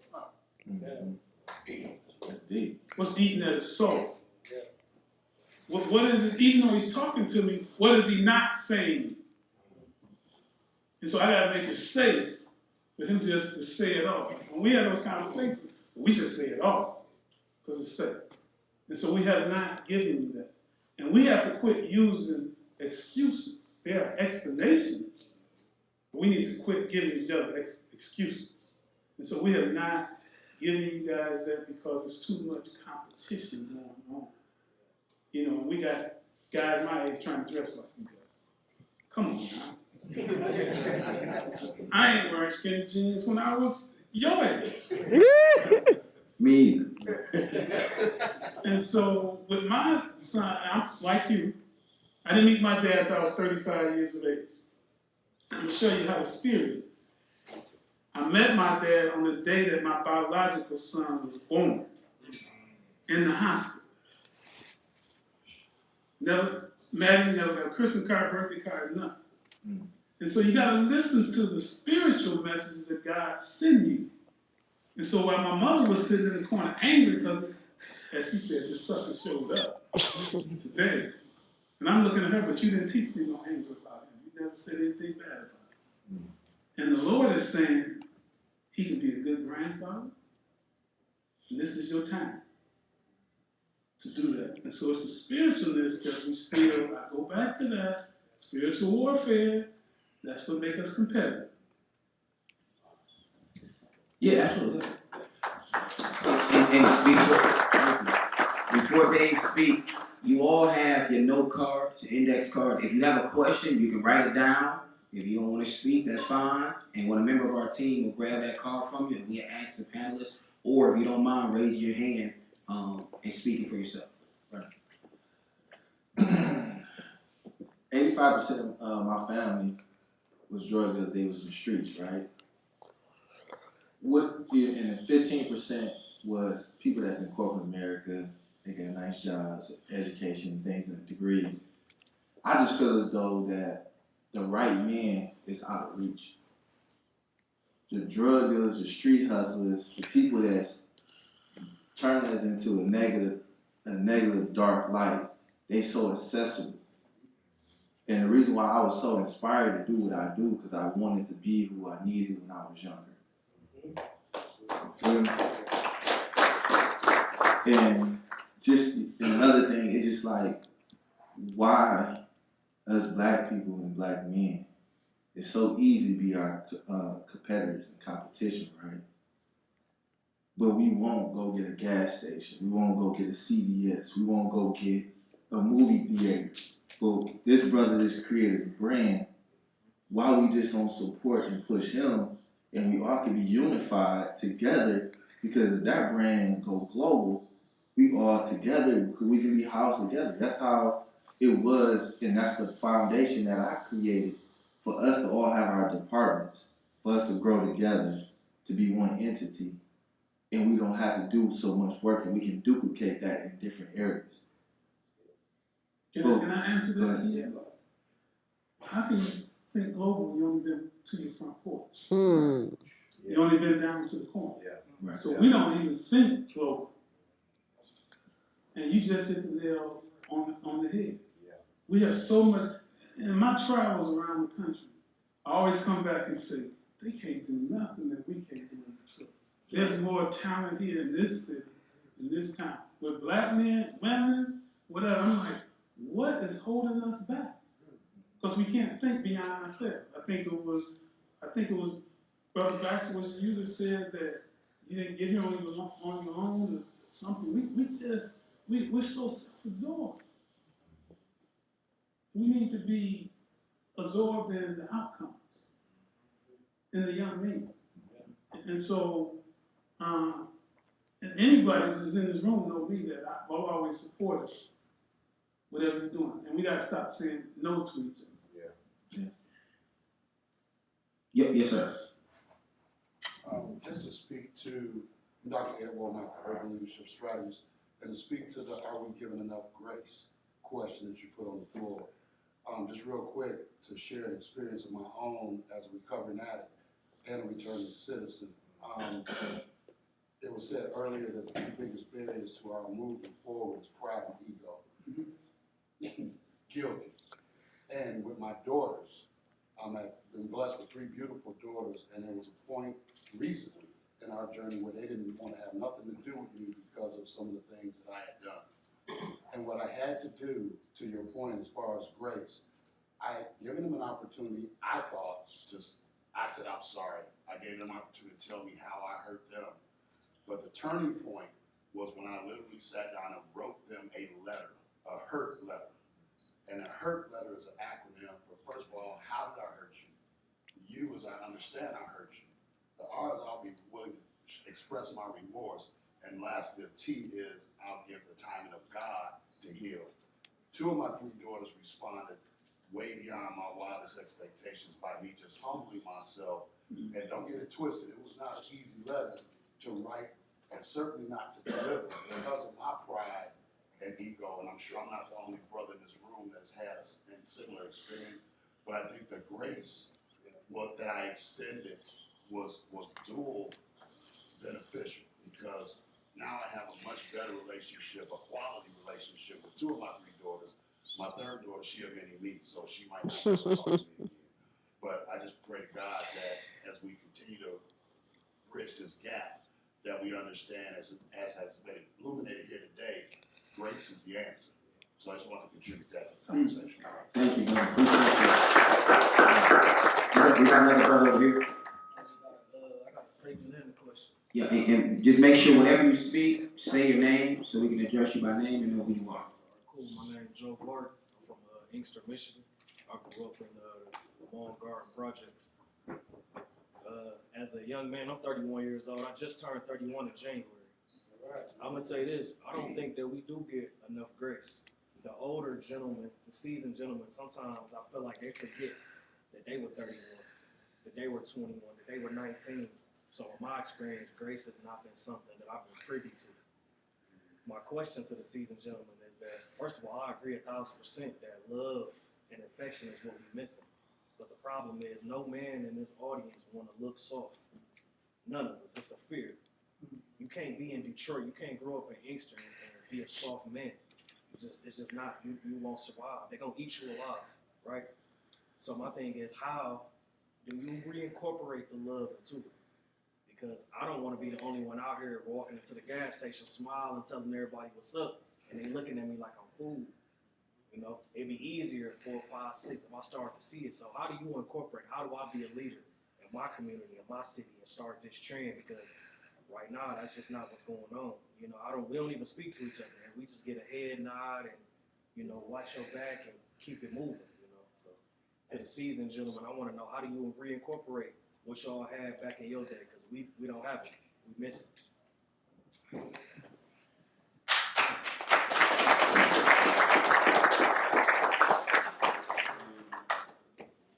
Well, thank you, brother, for posing the question. My methodology might not be your methodology, but I can share. I've chosen to spend my energy on working with young men so that they will not be the older men that I've seen and connected with, right? So I can remember.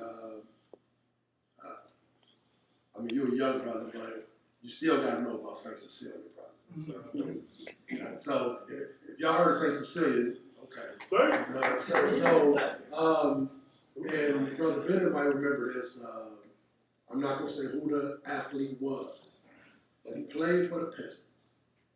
And he would come and he would give out strolls, ice cream. Remember the ice cream with the little wooden paddles? Yeah. And Brother Baxter, you know what I'm talking about? Yes, sir. And so he would have these at St. Cecilia. And so he would tell us, Brother Barton, right? Yes, sir. He would tell us, Brother Barton, he would say, you know what?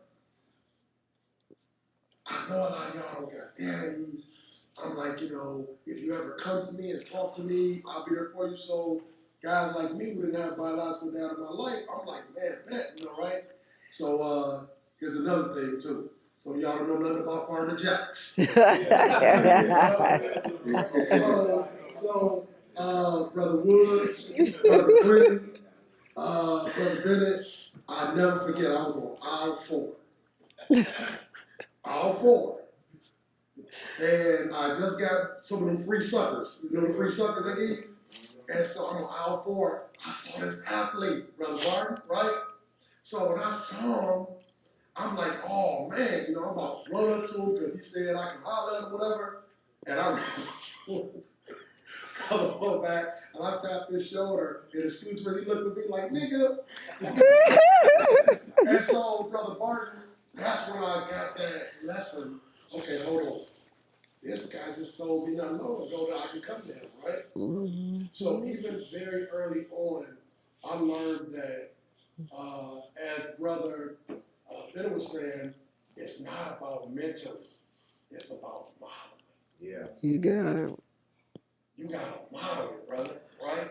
And I learned a long time ago, I can't be the mentor for someone who don't want to model. Mm-hmm. So I just chose myself to lift up the younger generation, right? And hope the older generation will follow. Thank you. You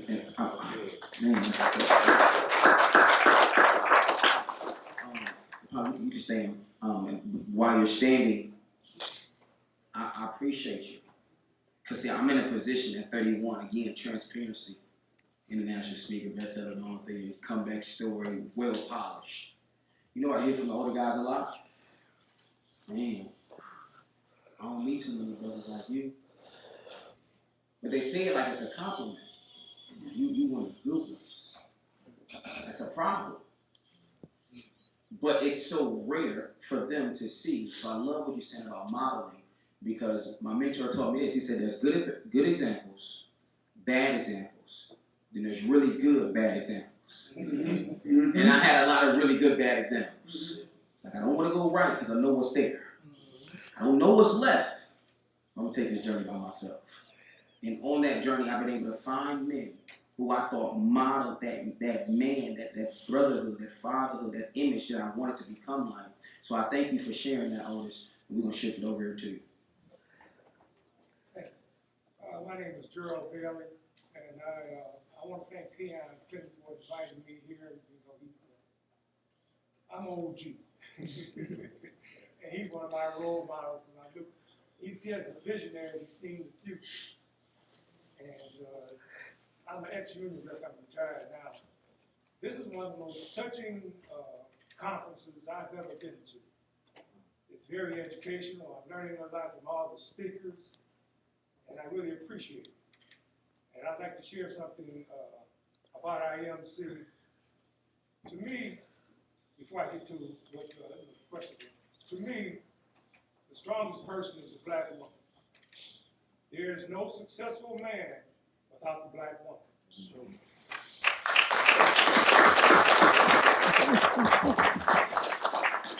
found out one of the cheapest arguments you can have. I used to bring up, I said, the strongest person is the black woman. And I used to get anger from brothers that didn't understand what I was saying. The black woman has took us through slavery. When the master wanted to rape our women, the black woman stood up and said, hey, I'll handle this. And she dealt with it. And she brought us to this point now, and somehow we don't respect our black women. And we have to get away from them, because they are our mothers and brothers, mothers and daughters. And so we have to... And we saw a Lamborghini. Never in my life seen a Lamborghini before. I tapped, I don't know who this guy is. I'm like, hey, do you see that? I'm like, you see that? And it just so happened we were actually going to the same room. We had two little shorties. They were roommates. And we just told him, where you going? I'm going to the same. And ever since then, he became my best friend. And it is so moving, because when I met his family, little did they know, I was hurting because I didn't feel like I was getting love from my family. Mm-hmm. Only on in school, in college, at Michigan State, no support. But then I saw his family. Deon's like, yeah, I'm going home, man. It's a birthday. The whole family coming over. Grandma cooking. She got the gumbo. And I'm like, damn. I can't tell you the last time my family got together for some other than death. Mm-hmm. I went to their house, they accepted me in as their own. And I tell my best friend every time I say, I'm thankful for your family because I get to see something I didn't get the chance to experience. And in order for you to grow, you have to learn. In order for you to learn, you have to experience. So I want to thank y'all for the exposure because it saves my life in so many different ways. So it's a blessing to have y'all here. But that's the power of being exposed to conversations, being exposed to that modeling, being exposed to men who have heart, who are not afraid to show that love. And this is one of the reasons why I'm even here today, because I've been through a lot of stuff, and I would talk to Pops. He'd share something with me. Man, it went from I wish I had my dad to I'm thankful for father figures. So I want to thank you for that, because you modeled something for me to say. Can I say something? Can I say something?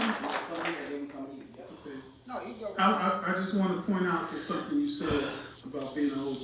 And I need the older guys to understand that there's an African proverb that when an elder dies, the library burns down. Mm-hmm. Yeah. When an elder in the community dies, it's like a library burning down. Give until you just can't. Give. Keep talking, keep expressing. Don't worry about what wasn't done in the past. So once you're gone, they can't get it from us. And so the one thing that I promised God, and I want the elders to hear this too. See, what I talk about what promises God made to us. Because we make promises back to people. Right. So the one promise I made to God is I'll die empty. Yeah. When this library burns, it's going to be left out here in the community. Yeah. Thank you for that. We appreciate that, Mr. Moore. What's up, fellas? I'm James Griffin. Mr. Bellinger, I thank you because of your program. My son's involved in it, and he comes home in the summer, and he has given me so much happiness about it. Like, Dad, I was playing tennis, I was playing golf, I was swimming, and I thank you for that. I'm just soaking everything in. Like Dave said earlier, we gravitate to what's in our environment. Me growing up, I gravitated to the drug dealers, but I never wanted to aspire to be a drug dealer. But because of the way that they treated me, playing basketball, having straight A's, breaking me off a little something, they're like, stay out the streets, you don't need this. But take from my experience. So I took from their experience growing up with the drug dealer aspect, and I grew into the spiritual aspect. I had a grandfather. Most of y'all probably know him as Bishop James Brown. He was a pastor at Wings of Truth in Highland Park. I grew up under him, becoming a deacon, a youth minister, praise team director, organist. I did it all. But like my man said about the black woman, I'm married, have a strong black woman as my wife. She's a principal, a mother of four, and I've been there from day one, seeing my kids grow up. Speaking with you, Mr. Barton, I've seen, well, me as myself, we say that we don't want to show fear. Me, I show grace. If I see you walking on the street, I'm going to say, what's up, brother, how you doing? Because you never know how many men need somebody to talk to. At my job, I hug men every day. And women be like, why are you hugging him? Why are you hugging him? Why are you hugging him? I'm like, because you never know what a man is going through on his everyday life. That's right. So with that grace aspect, I didn't get it shown when I was younger until my granddad started showing me, because I didn't have my father until I turned 13 as well. But it took me, like he said, a hurt letter. I wrote my dad a letter and said, I appreciate you. Even though you're not here, you not being here showed me an experience that I needed, because I gravitated to other men. So when you came back into my life, I was able to show my grace upon you. So I thank you for that, with that grace thing, because that grace thing is important in today's climate with men. Thank you. We got one more question in the back. I didn't want to miss you. We got two more. Yeah, I see y'all before we shift gears to another topic. Absolutely. All right. Hello, everyone. I am Keith Perkins, owner of Five Stone Fitness, and I wanted to touch on Keon's point. He's asking, what are the older men leaving behind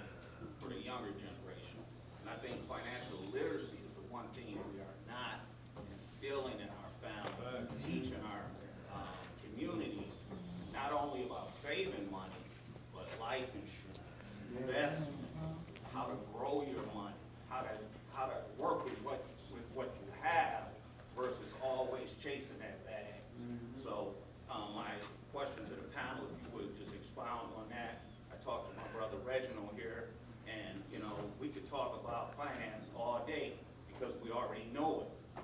So again, thank you. So Reggie, before we come to you, so I didn't come here, I forgot about you. After we get done with the panel, we're going to focus on 6 areas where we can bring our resources together. First is spiritual, then it's business, education, mentorship, counseling, and then financial. So we're going to get into a whole area too. Where can we learn? Because life insurance is such a joke in the black male community until it's funeral time. Okay, so we're going to touch on that specifically for sure. Reginald Ballard, financial advisor with Northwest. I have a question for the older gentleman on the panel. You guys keep talking about access.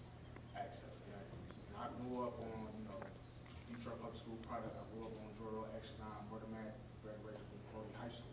It's something that I'm trying to do right now is make sure that the younger children have access. So my question for you guys is, me growing up not seeing that access, not seeing where I can go to get these resources, how can we just come together and create that access right now today? Because just like you said, once somebody dies, it's like the library is burnt, and you would never get that information again.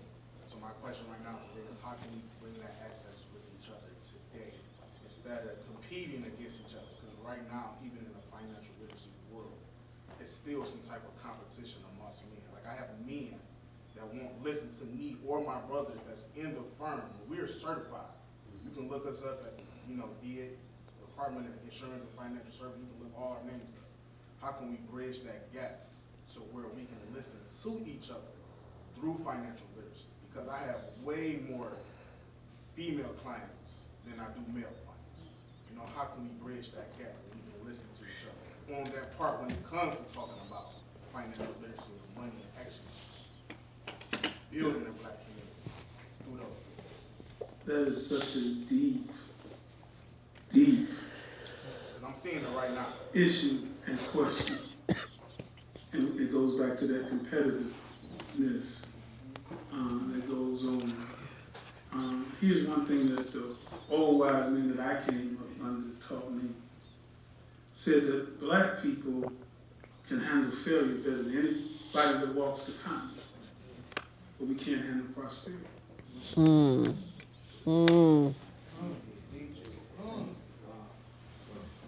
And so we have to teach our people that once they acquire some money, a lot of my family inherited money through life insurance policies. And I had to stop them like, bro, you get ready to blow all of that. The Bible talks about when you're left inheritance, what you're supposed to do with it. And so we need you to start. And so when I was building or designing the Flip the Script program, working with ex-offenders, I got pushback when I brought a financial literacy component in. I went out and got a guy had 32 years in banking, investment, or whatever. And it was like, what do they need that for? They're going to work at McDonald's. I said, that's the first thing. They're not working at McDonald's. We're not doing the fast food thing. Second thing is, however much money they make, they need to know how to grow it. They need to know how to invest. They need to fit it. And so what I'm saying is, we need to have you guys start talking some of the language, as I've heard David say, the young people, because they don't understand the jargon that you guys talk.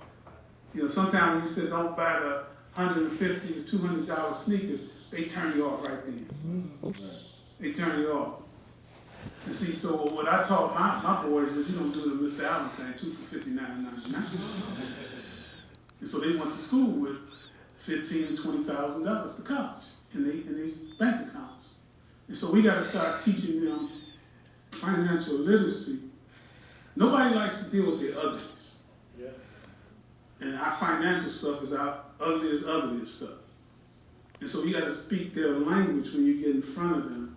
And we have to do what the Odises and the people that have programming here, and I see some, we need to bring them to you.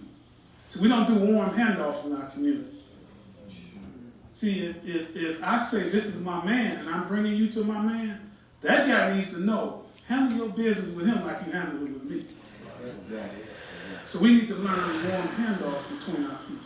So we need to start bringing them to your laps and making sure that they know this is a connection that I trust, and you need to have your ears open. That endorsement sometimes changes the whole conversation. That's good. Oh man, that's real good right there. So as we're we got one more question we want to shift here. I didn't want to forget about you. You had your hand raised. Just speaking as like from a younger brother perspective, I'm 23. I just turned 23 in the summertime, so I just want to be able to say thank you to everybody in the room that just decided to come out today. It's just me being a sponge, just being able to open up and open my ears, just all the games everybody's speaking on. It's definitely something I'm just going to take with me and just keep believing for the rest of my life. And just to speak on what you guys are speaking on in the panel, coming from like a younger brother perspective, I think when you were asking that question on how you can reciprocate that love back into the younger generation, I feel like it's also that communication, but really that belief in a younger brother. I feel like that's what stifles and creates that big obstacle, because coming from an older brother, if you don't have that person that believes in you when you're younger and believes that you can do whatever you want to put your mind to, it only trains yourself to believe for yourself so much harder. And it's harder for you to listen to anybody else. And that's where the younger generation goes to droning out everybody that's older and doesn't really listen to what they're saying to you. So like I feel like for me too, like I just graduated college. And doing that,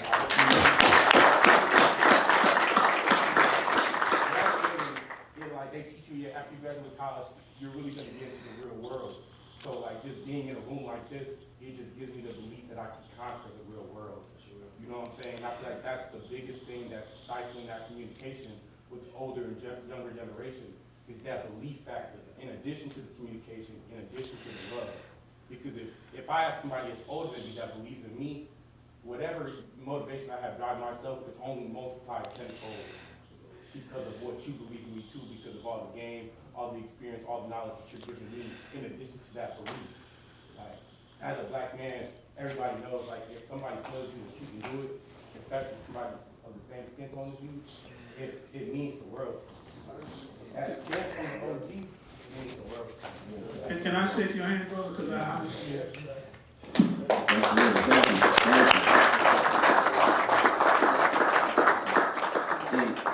And coming from a brother that's 23. Yeah. Oh, I'm coming right to you, Marv. Coming from a brother that's 23.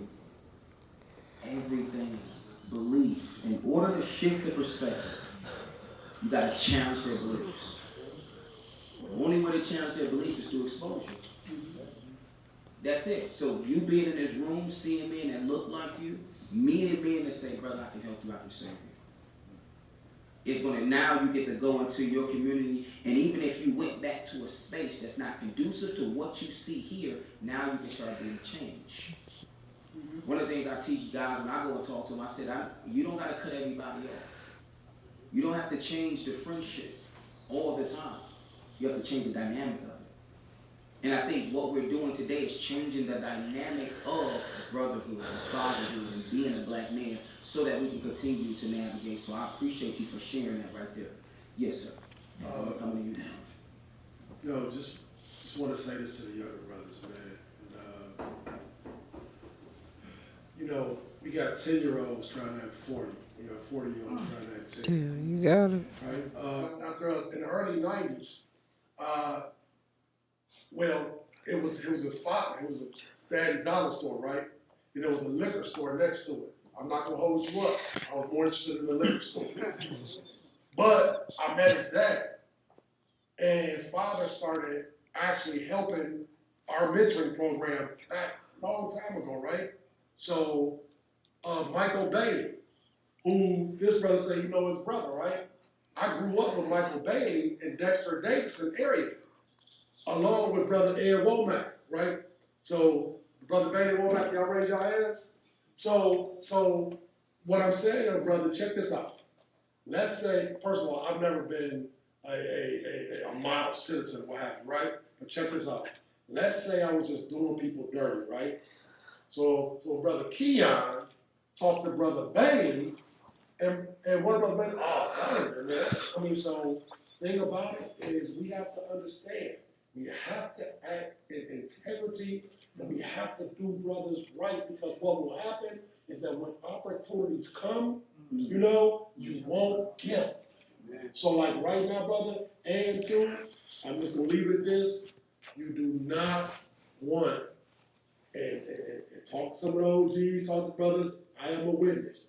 You don't want to start producing babies by females. Okay, we didn't do that. Listen, Marv, I'm coming in because we going there. I'm telling you, brother. So get ready. You have a life sentence. We about to shift over to women, the lack of respect, the way we treat them, marriage. We about to go deeper into that. But I want to come here. I see a hand. I see you, Mike. We come to you, Mark. Okay, so my name is Marv. One thing I'm working on is articulating my words and expressing myself more, so I write my thoughts down. So one of the thoughts I wrote down was being a visionary. I had read the word vision and visionary a lot. So I believe when we speak on certain things, we have to get deeper, right? When we speak on things such as vision, we have to talk about all the things that come with having a vision. It's important to understand the lows and the highs of having a vision and being a visionary. Well, having a vision is going to be a journey. In the midst of that journey, I believe what we fall short is embracing and glamorizing those low moments. I witnessed many younger people give up or feel stuck in those moments because they only see the rise and the good in the older generation where they already are. So I created a podcast dropping in March. It's called JPR, The Journey, the Process, and the Rise, embracing the whole journey. With that, my question is, when you are on your journey and you have people reaching out to you asking for you to mentor them, and they look up to you, how do you learn to build that confidence and work on embracing your role as becoming a leader when you don't have that in your life? So that's a great question. I'm gonna answer, and then Dave, I'm gonna let you take it after from me. All right. So two things I want to give you as I was listening to you. How I look at life is the valleys are the lessons. The mountaintop is where the blessings are. Right. But we also know the word. You know, I walk with you, valley, the shadow of death. I will. Right. So we know that God is with us even in our lows, not just when we get blessed. That's one way to embrace your process. Also, understanding process is important. Without process, there will be no progress. Without process, there will be no progress. And I'm going to break it down even simpler than that. Even if you took 2 steps in life, somebody got to still take the first one. And that's sometimes the hardest step to take when you look at the baby. How hard is it for them to take that first step? But when they do, as a parent, it's like, I don't want to miss the first step. Because afterwards, you just walk. And walk with nobody, like, oh my God, you walk really great today. You're 40 years old. We don't care. But the first one, as parents, anybody, I'm not a parent, but I know what it's like to see that very first step is everything for you. That's how I look at mentorship. It's like, hey, I get it. Listen, I'm an execution coach. I'm not the perfect coach. I made a living from sharing my transparency and my truth. I got a book, and in my book, I talk about drugs, I talk about women, and I was conditioned to believe. At first, when I started this conference, fellas, and I brought it to my team, I'm like, God showed me this vision, and we're going to have a men empowerment conference, and we're going to have women coming in the room, and they was like, whoa, whoa, whoa. You know, I'm like, but they got to hear what we got to say. And then as I took it to God, and I started to pray, and asked me for guidance, I said, God, do I want to bring the woman into this conversation the very first time we're doing this? And he said, no. Because you say the wrong thing, and the women, it probably would have been 1,000 women that would have came up, 100 brothers, right? So, right? Exactly. So this portion, we're going to talk about the women, the lack of the respect. I don't believe they get the respect they deserve. The lack of the support that we get from women. Because it's one thing to say, man, women don't get their respect, but then on the flip side, it's like, as men, do we get the respect that we feel we deserve? Because our black sisters, as much as I love them to death, it's a battle. It's hard to be vulnerable with a black woman sometimes. It's hard to come out and cry in front of a black woman sometimes. And that stems from youth. When I look, even for me, now that I'm in therapy, because I thought therapy was a joke, and we're going to talk about that healing in a second. From my mother, when I used to cry, shut up. From my brothers, Man, you a pussy, you soft. Man, no, wipe your tears. I heard that my whole life. Up until my heart became numb and cold to everything else. So, when we talk about the respect, the lack of marriage in the household, I didn't believe in marriage until 2017. I seen my brother get married for the first time in my life. I seen somebody in my family do something that I only seen on TV. And I was like, man, this actually pretty good. Like, they put the ring together, this thing real. I thought it was just like after that, cut, script, put the movie out. And that was 4 or 5 years ago, 31. I didn't believe in marriage until I was 26, 27. Because I didn't see it, the modeling, right? So let's talk about the woman with the black man. The lack of respect on either side, right? And we're going to come to you, Dave, first. Why don't we give women the respect they deserve? And then I'm going to flip it. So why don't we give them the respect they deserve if we're saying that there is, and I'm going to come out to you, if they are the backbone, and if they are our biggest supporters, if they are in the thickness with us and all that, why is it that there's such a lack of respect from the black men in our community? So I'm gonna touch on the importance. I'm gonna open up this on I'm gonna illustrate something for y'all, right? Then I'll let my OGs speak on, you know what I'm saying, piggyback off what I'm about to say. It's so important to show that love and respect for a black woman because you create generational curses. I didn't even see that in my household. That's why it's hard for me to accept a woman in my life right now. You know what I mean? Because I got a lot of trauma, a lot of pain, right? I seen my mom, like that's my first love. I seen my mom go through so much mental abuse, physical abuse, just no type of support. My mom lost herself loving my father. And I didn't even know how cool my mom was. Like, you know, I never knew she was like a basketball player. She played sports. I didn't know she could have been an entrepreneur. It's like, it was just so much where I didn't see that support.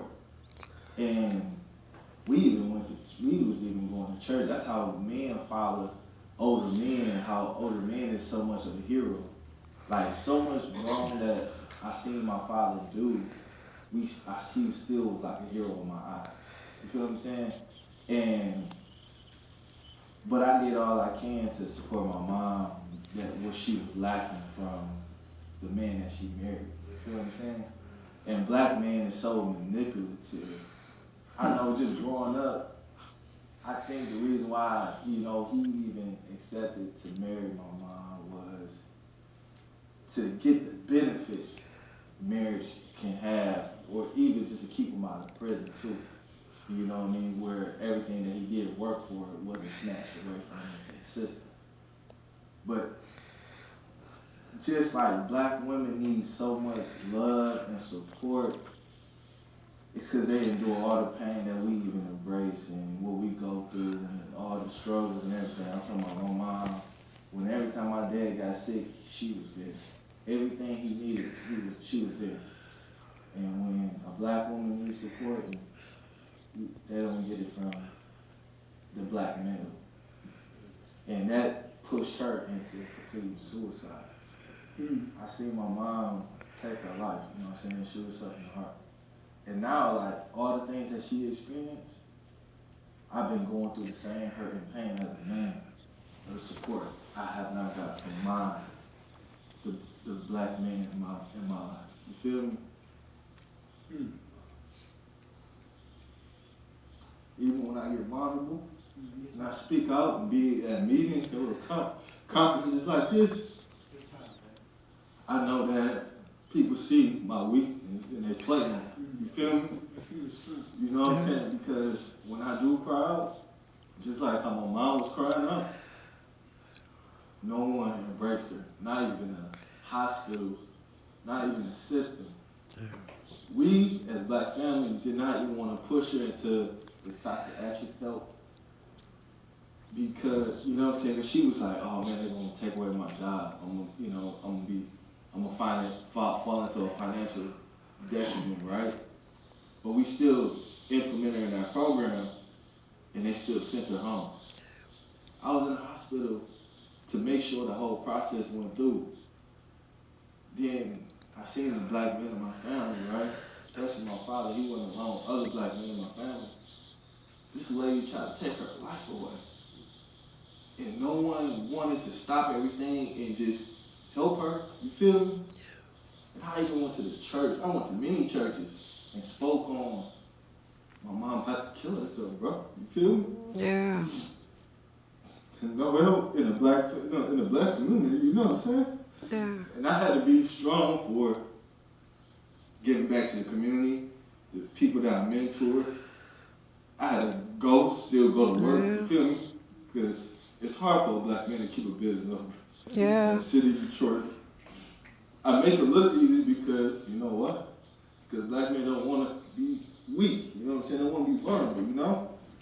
I spent $180,000 to keep the business open through the pandemic.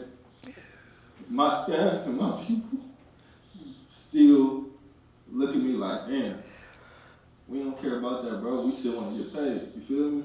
Right. But how we help each other, lift each other up, you know what I'm saying?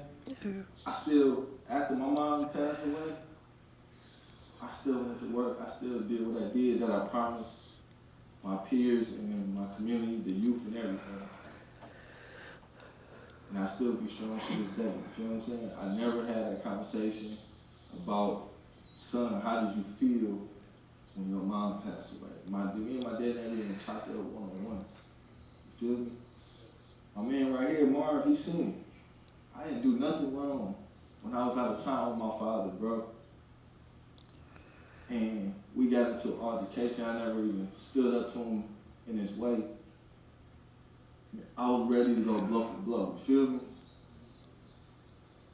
Because you never even announced her mother's celebration is the next day. But you know what I'm saying? It was just a lot. You know what I mean? He told my other brothers, man, don't even mess with him, man. He a bitch. You know, how you call your son that type of language, especially, I'm a man now, bro. So this shit hit different now, you feel me? Right. But it's just like, man, we gotta stop tearing each other, these women down, because my mom been there she'll be in this front row right now. And she'll still have to work 13, 14 hours a day. You feel me? And take care of 6 kids. And take care of other kids that he actually had out of marriage. You feel me? But like I said, OG's like, we gotta do better, man. And it's still y'all assignment to step up to these other OGs for them to get it right. Yeah. Or it's gonna be a generational curse that's gonna keep trickling down. You feel me?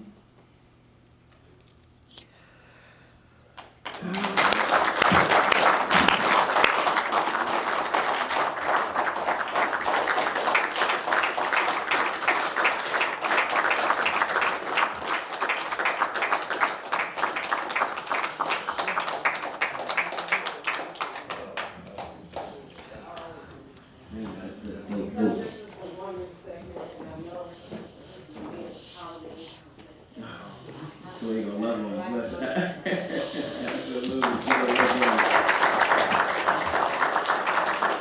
Wow. It's heavy. It's heavy. Yeah. And we still shifted it over. The respect of the woman, or the lack thereof, from the black man. As we can see, for David, thank you for sharing your testimony. I know it's not hard. So I appreciate you being vulnerable in this room. I want you to know that, listen, you are not inferior. You're not weaker. There's strength in vulnerability. It's something that I'm still struggling with to this day. You gotta be strong with that. So the fact that you can actually do that, I appreciate that.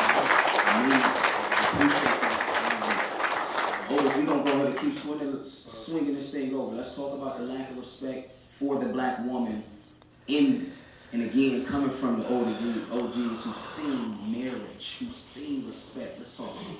Well, if I could rest for a moment, man, it's if I see a brother hurting and I know I can help, I have to say something. And just any men out there. What I do for a living is that I'm a clinical therapist. I have a private practice in downtown, in Tech Town, and in Southfield at the Mike Morris building. And, you know, I can say that if any young person out here, a brother that want to come talk to me, don't worry about no insurance, don't worry about no money, because the best money I've ever made is money I've never chased. You got it. So, I mean, I got my postcards out there, and I don't call this a shameless plug, because I'm not asking for nothing, I want to give. So, you know, there's a stigma out there that mental health services, I mean, we tough, we can handle ourselves. You can talk to me, man. You know, because to me, I look at it as a mentoring, life coaching, and yeah, just call me, sit down, let's talk, man. Because if we're stuck somewhere at age 12, and then you become 40, you're still 12. In a 40-year-old body, right? There's some things, there's some places where I'm stuck, man. And I mean, one of the reasons I probably became a therapist, man, because I went to so many. I had a degree before the college. So I would put that out there for you, for others, right? So in terms of respect for women, man, I don't even know if I'm the guy you need to come to. I would tell you straight up. Hey, you know, some women out there, hey, y'all chose to be here, so here it is. We're invisible. No, y'all not. Y'all ain't let yourself be invisible. Hey, 18 years old, I was a rookie whore. 40 years old, I became a veteran. That's right. 54 years old, I'm figuring out there's more than being a whore. So really, I'm just, man, real talk, man. I mean, when going to my prime, I went to my uncle's house with one woman. He smacked me, looked at me like, man, where the other one at? I'm like, the other one? He said, man, you gotta have two. And see, people can look and see, you can judge, but see, the thing about it is that, man, listen, the world taught us to put on a mask during the pandemic, and let me tell you something. We as black people need to take the mask off before the pandemic even told us to put one on. That's real. Yeah. It's real.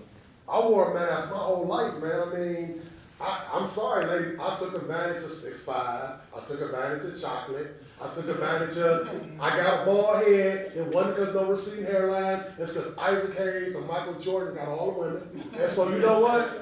So for me, I can't sit up here and say I've always respected women, because I didn't. I wanted to get it in. And see, then my uncle told me, he said, listen, as long as you're not beating a woman, you know, with your hand, you fine. But let me tell you something. But I know what I've done to them emotionally. Mm-hmm. See, the thing about it, I've never hit a woman like this, but the pain out here, if she gets a black eye, that will heal. But what you do to them on the inside to our black women is killing them. Yeah. So, you know, man, that's real. You know, listen, I need some mentors out there. Help me, man. I mean, so y'all come to me, Bellinger, because seriously, man, I've always thought that women, man, was just at my hey, man. Yeah. So lately I've learned, the last 10 years I've learned the true nature of a woman, but man, I haven't always respected women. I just haven't. And no, thank you for that, because you know, we joked and laughed, but the reality is, most of us walking around with that same story, right? Including myself. It was conditioned. I see the hands, but we're gonna swing it over to Keith about the respect real quick, and then we're gonna start coming into the crowd. Oh man, this goes. really, really deep. I was raised by a single mother. Like I said, I didn't meet my dad till I was 35. Really similar to you, Keon, the men paying attention to me and the family until they thought I made it. Okay? Mm-hmm. So I had, all the women in my family taught me to put women on a pedestal. And so that's what I did. I put women on a pedestal. And I remember about 15 years before, it might not even be 15 years, 12 years before, and a queen raised me. Let me tell you. Mm-hmm. Never talked bad about my dad, not one day. Yes, sir. And told me that you are not fatherless because God is in the house. Mm. Come on. That's good. Jesus. And so about 12 years before she died, I was having problems with my then wife. And I went to her and I said, Mom, I wish you'd have raised me different. And she said, and if you knew my mom, when she died, she had 9 Bibles in the house, and 7 of them she used every day. And she could sit there and read the Bible while she got a glass of old granddad and beer in the other hand, too. She was unique. It's unique. And so I said, I wish you'd have raised me differently. And she said, son, you don't think I did a good job? I said, no, you did a good job. I wish you'd have raised me differently. You know what I'm saying? My mom always talked to me, not at me. So we had conversations. I said, I wish you'd put a little dog in me. And the room got quiet. And she said, what did you just say? I said, I wish you'd put a little dog in me. She said, son, I didn't know how to do that. And what do you need to do that for? I didn't raise no dogs. Come on. She said, so whatever problems you're going through, you ain't no dog. Remember that. The conversation go on and no further. So I'm gonna give you guys something that I talked to one gentleman. I don't know if Eric, you still here? He may not be here. Eric walked up to me today and told me, and I've known Eric for 25 years. He helped me start with the script program. I didn't do this by myself. There are a lot of people. And he said, I just want to tell you that me and Rosie is getting a divorce. I said, don't hurt me like that, man. He said, well, yeah, we are. I said, how long y'all been married? He said, 18 years. He said, but she flipping out on me. I said, well, you know, you got to give us some space to do some flips. That's good. Come on. That's good. I'll tell you why, because I didn't give mine space to do the flips. So I'm giving you a little story, and it's a true story. And it was amazing because told him this, and then my ex-wife called me as I was sitting there listening to So when I met my ex-wife, she had 2 kids, 5 and 7, and I raised them. And her thing was, and I didn't have anybody else. I was more careful than the whole time. I didn't say I was innocent. I only got 2, bro. Yeah. And so she would say, well, you know, I gotta have a kid for you. I said, nah, you know, there's no guarantees in life. She said, well, how you raising my 2? I said, because if somebody had married my mom, let's get 1. Because she wasn't throwing me away. See, that's real. You young guys can Google everything, but you can't Google wisdom. That's real. I'm writing that down, Doc. That's it. Yeah, I'll take that one too. And so if somebody give you some wisdom, you better store it up because somebody gonna come ask you for it. Yeah, that's it. In need. Yep. Come on. And so me and my ex-wife were married 27 years. Bought a total of 4 homes, built 3 custom homes. And we just said, thought, what do we want? Let's build it. Raised her 2 and then raised her biologically. So at 27 years, and here's what Otis and I had a men's group that met on Thursday night called Dinner Talk with his brother. Here's what I told me. We don't do this. Get you a list of what's most important to you in a wife or a woman. Write it down. That's Nobody good. wrote That's it good. I down. like And that. what priority? Mine was spiritualness. I always wanted a spiritual woman. I knew that was going to be my helpmate. That was meant everything to me. But here's what I saw. My wife was fine. She worked hard. And unfortunately, we didn't wait. The sex was great. We was handling business, raising kids. Had all of that. She is America's first female licensed master plumber. She owns a female-owned mechanical contracting company in Detroit. It's the largest of its female-owned. My son runs it for her. Right. So when the spiritualness wasn't working, I bailed out. Because at some point we're going to clash. They say teeth and tongue clash, but they don't fall out. Brother, so wise. Come on, Jack. Go ahead, look. Now, when y'all hear me at the next conference, the teeth and tongue, they don't clash. I just know. So, when the spiritualness started, and I prayed on, I mean, one night she came in and she cussed me out like she was coming from church, cussed me out like a saint, and I'm sitting there like, what church did you go to? But I didn't pray enough on it. That's good. And I bailed. But I didn't do it disrespectfully. I left everything. I walked out with 2 TVs. I didn't touch a dime of money. And even though the lawyers came in and talked about me like a bad black guy, I just sat there and took it. Because now, we're probably closer now than we ever have been, because I gave her the space that I should have given her when she was flipping. Wow. So they just like us, they got ego. Yeah, I do. And we don't think they got egos. We call it they having bad month, bad time of the month. No, they got egos too.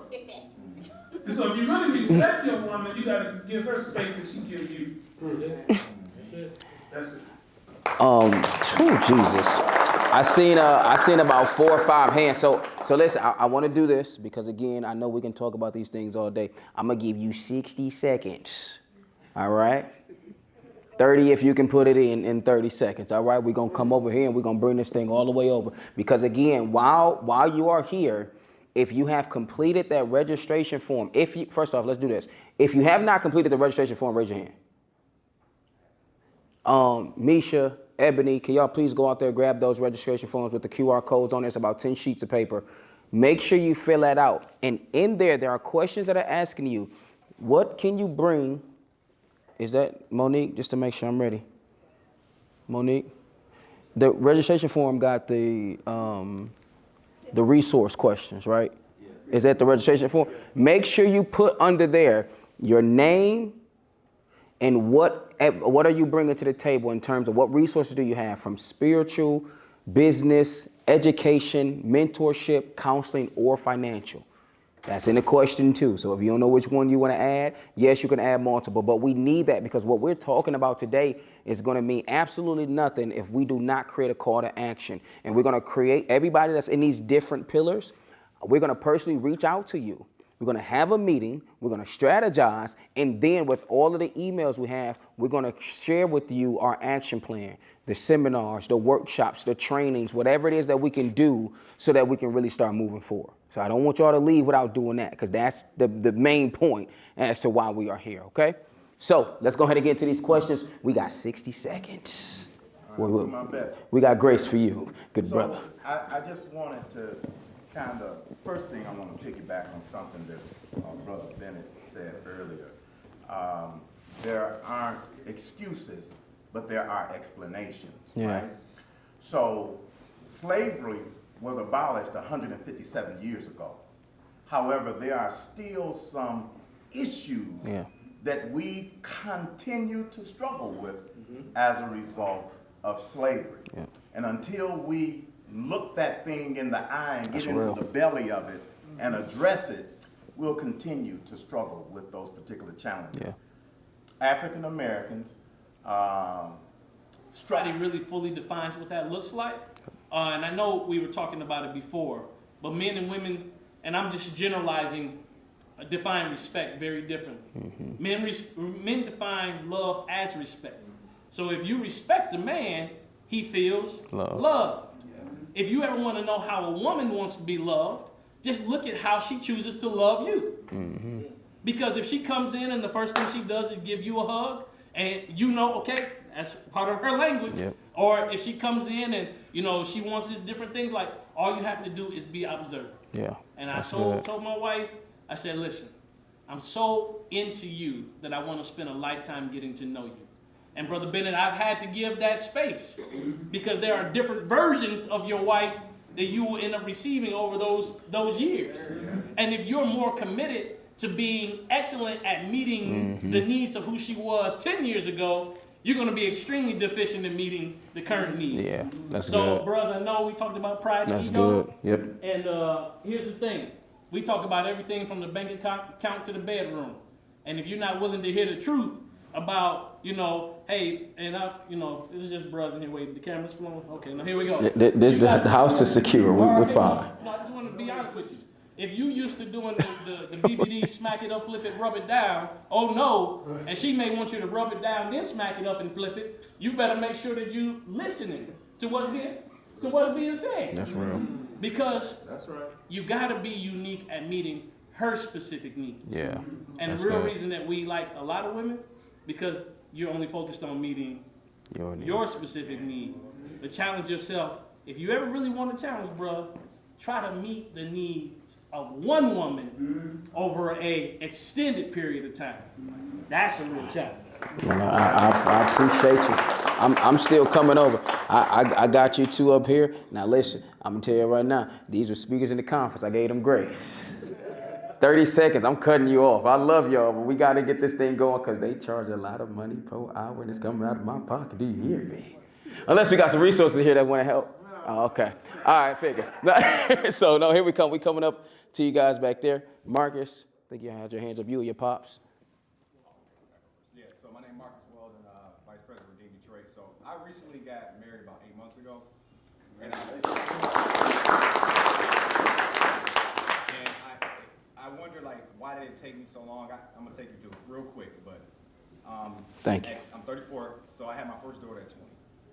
Very, very bad custody battle. I was a single father for a very long time. I had actual custody of my actual daughter. And it was so much drama. I was used to toxic relationships, so I thought that was normal. And I mean, I went through I'm not even gonna go through all of what I went through, but eventually it came to a point where I hated her. I hated my daughter's mother. I got custody and I felt like, yes, I did it. She passed in 2020. She died. And she died of drug addiction. She was, I mean, a pretty girl, man, and just lost herself in the streets. And I was listening to Dave's story, and actually she had a father that was in the street. She had a lot of stuff going on. At that moment, I actually looked at our entire situation differently. I have my daughter, I see her and my daughter now, and so I had to look at it from a different perspective. I forgave her for the first time in my life in 2020 when she passed away. And even though I know she hated my guts, I realized the things I did wrong, and I realized the things that she did wrong, and it was like, you know, we were young, I shook hands with it, and I let it go. At that moment, I was able to finally free myself up, and I was able to get married. And it was emotional because I didn't realize how much baggage that I had for 13 years. My daughter's gonna be 13 in April. And I didn't realize how much hatred I had towards women because of what we went through. I mean, she brought me through false sexual molestation cases, all kinds of stuff. And it was painful. So my lens was darkened at every single woman I looked at. And it was a painful situation, but once, I just want to say, hey, Dave, man, your story was powerful, man, and you have to forgive yourself for your own pain, and you have to forgive people who hurt you as well. And it may be hard because it may be family members, and even though they may not understand it, it's up to you to understand what you're doing. Thank you, my brother. Pops, you have something, and then we swing it up. We come into the middle. I see the hands. Amen. First of all, thank God for this conference. This is the most powerful conference I've ever been in my life. Thank you. Let's clap it up for that. Man, I'm telling you, man. You guys, everybody take what you can in there, and we got to roll with it. As far as women is concerned, I had the best mama in the world. She's still living. She's 89 years old. Wow, that's amazing. To shorten my time, Brother Bennett's story, exact same thing. I was married 29 years, and I didn't get that space, not enough flipping room, and we ended up getting a divorce, but we just like this.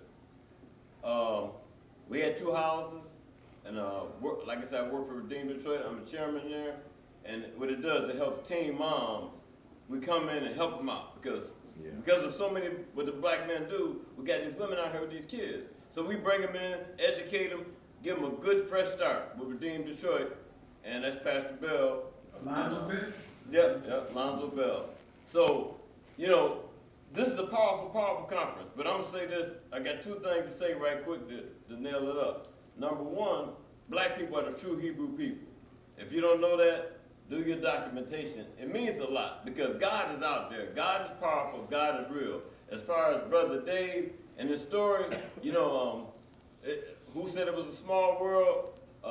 We went to a court hearing with Marcus, and you know, all of them came down there, and it was like a battle. It was gonna be a battle about this one young lady. I ain't gonna mention her name, but it was a trip. But now, bam, we brothers trying to make something happen. So, and my number two thing is, think of a woman as your mama. You know, I love my mama. So when you get ready to deal with a black woman, think about your mama. You know what I'm saying? In other words, you doing to this woman as you would your mother, man. And if you can't respect her like that, then, you know, that means y'all can't have nothing going. You know, look at it in that respect. You know, look at it, because, you know, my dad was an alcoholic. And he jumped on my mother, man. And I hated that, man. I said, so I never hit my wife. In the 29 years we was together, I never hit her, man. But I said I was a provider. You know, we bought 2 houses, but there's something more that a woman wants. And I stopped that far, but guess what? Because of controversies like this, we can take it another step further. Yeah. See, we're supposed to get better and better every generation. Absolutely. You see what I'm talking about? So just whatever your pops did to you, if you wasn't around, if you was alcoholic, whatever, we got to take it a next step further. So young folks, look at it like that. And to that brother over there that's talking about Inkster and love and speaking, it works like this, man. When you look somebody in the eye, when you got that spirit, you can kind of see, man. Choose your people. You can smile at certain people, you know what I mean? And certain people, man, they got a demon in them, but you gotta let them go. Leave them alone. Leave them alone. But if you see a person that you think you can help them, help them. We gotta discern the spirit, amen? Thank you. And one more thing. Listen.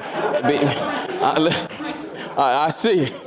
Last one, 10 seconds. Luke 7:9. Y'all read that about the centurion, man. Luke 7:9. We got it on camera. Thank you. Appreciate you. 2 seconds, right? I ain't gonna lie. When I smile, be an example, bro, that demon, I changed his trajectory of his mindset and it saved my life. That's real. He had thoughts in his mind, probably trying to about kill me or rob me, bro. Keep being a blessing, keep being a beacon of light. That's real. Bro. That's real. real. I'm saying that demon could have been trying to take you out, but you showed love and it changed his heart. That's real. That's it. No, that's real. That's real. Thank you, Dave. For real. Here we go to this middle section. I see the hand right here. Real short. Yep. I literally just made a video on this last night. So it's crazy how it's a root to everything. When we coming up from a younger generation, when we don't have that positive male role model, we kind of look at outside figures as what a man is. So one thing that I picked up from looking at the outside was when it comes to respecting women was, in order for you to be a man or to be cool, you have to mess with this woman and this woman and this woman. So one thing I was looking up yesterday was the mindset of a millionaire. And one thing that caught my eye was sexual transmutation. So what sexual transmutation is that energy that you will be putting towards sleeping with all these women, try to redirect that energy into your growth or into something that you want to do. That's good. So that's one thing I literally just made a video. That's good, and I just watched it too, like this morning, so I know exactly what you're talking about. I'm like, that's real good, because a lot of us are battling with that as men, if we can be honest, right? So we're gonna come here. We still in the middle. We got 30 seconds. E, I'm with you. My name is Eric Thompson, author of Blaming on the Music and Emotional Black Guy. I wanted to ask, because I got the story similar to Dave. My mom passed when I was 13. I want to ask, how do we give that forgiveness to a person that's not here? Like. How do you give forgiveness or like show love to women when you didn't receive that love? So we gonna let Dr. Womack, now listen, you got 60 seconds. You sure? All right, let's get ready now. We're gonna let Dr. Womack come. Huh? So first and foremost, if you're a black male in America, you got PTSD. let's just all get that twist, get that straight. If you tackle your trauma, your truth will be revealed. For my note takers, if you tackle your trauma, your truth will be revealed. That's if good. you have never seen a woman be treated appropriately, you can't do it. You don't know how. You haven't been exposed. Raised on the playground with Otis and Brother Bailey, we was raised around pimps, players, hustlers, ballers, and shot callers. That's right. So we didn't see respect. Although I love my mama to death, and the only reason I'm actually here and moved back from Atlanta after 24 years in this godforsaken cold crap, support my mom. But my mama was always there, but I spent more time with the players, pimps, and hustlers on the block. Tackle your trauma, and the truth will be revealed, whatever it is. That's it. That's it. Well said. Thank you for that. Seriously. That's it. One more time. Tackle your traumas, and your truth will be revealed. That's another gem I'm going to tag. Tackle your trauma. Here we go. Where we at? The hands. There we go. Right here. Then I see you, Pops. What's going on, everybody? Rasan. So I took a couple notes, and this is something I'm very passionate about. We're talking about why we don't respect our black men. Our black women. I think a big part of it is we really don't know how. I think a lot of us as black men, especially younger black men, we feel entitled that because we're a man and we do work and whatever, that we should automatically be given that respect from our women. But I think when really, we need to look more into what the woman does and what respect looks like to that woman. We don't have examples, the doctor right here just said, a lot of us don't have examples of what that really looks like. What does giving respect to a woman, to a wife look like? It's extremely selfless. Now, I have 2 kids. I was married for 6 years, got a divorce. I didn't learn what it meant to truly respect my wife and what marriage really meant until the end of my marriage, when I had to give her that space. But I didn't know it was too late, but I'm still doing the work now because, as you also just said, you tackle your traumas, your truth will be revealed. We all carry trauma with us. Until we tackle that, we can't fully respect the woman the way that they need to be respected, to hold us up the way that we need to be held up as a man, until we're accountable enough for ourselves and transparent enough to ourselves to admit and face kind of what got us to that. To this situation. Wow. Man, thank you for that, Rasan. That's one of my pro fights right there. So he's seen Keon with the braids before all this stuff. So I appreciate you coming out, man. I'm just going to speak 30 seconds because my son said I've been married 57 years. And I really appreciate this conference being redundant. As the other brothers and Mr. Bennett said, give your wife or your girlfriend space. And another thing, as I find out being married, support your wife and whatever her endeavors are, and she should support you. Yeah. That is very key. And another thing I want to talk good. about, like I say 30 seconds, what really changed black men looking at the black woman, it happened in 1965. Society you have to look at will dictate what you do. What they did, they gave black women credit because the black man had bad his credit so bad he couldn't get anything else. So they gave the black woman credit, and that hurt him. Understand some of the things we got to do is far beyond our control. As I like to say, that's above my pay grade, right? Like, yeah, absolutely. How do leaders or people in the spotlight or business owners, how do they have more women? Yeah, and that's a very interesting question, first and foremost. But what I will say is, and this is just for me being very transparent, and then I'm going to get back to the questions. I was conditioned to believe that the men who I looked up to, the ones who are successful in life, were the men with the most money and the most women. So my whole life, I've always had 3 to 4 women. Every time. I've never in my life spent my time with just one woman. I'm 31.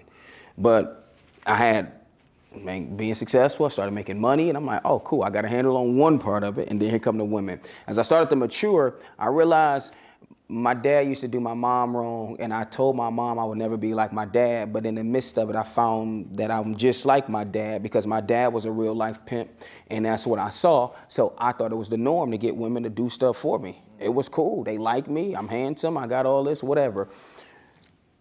Until one day I came home, I was skipping. My senior year, I was skipping, and I heard her crying. She's like, I'm ready to quit, I'm ready to give up on life. I'm tired.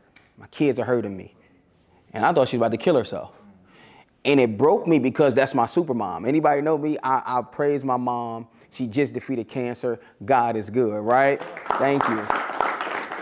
And I asked myself about 7, 8 years ago, what type of man would I be for my mom to understand the things that I'm doing, that I'm hiding from her? And all I wanted to do was make my mama proud.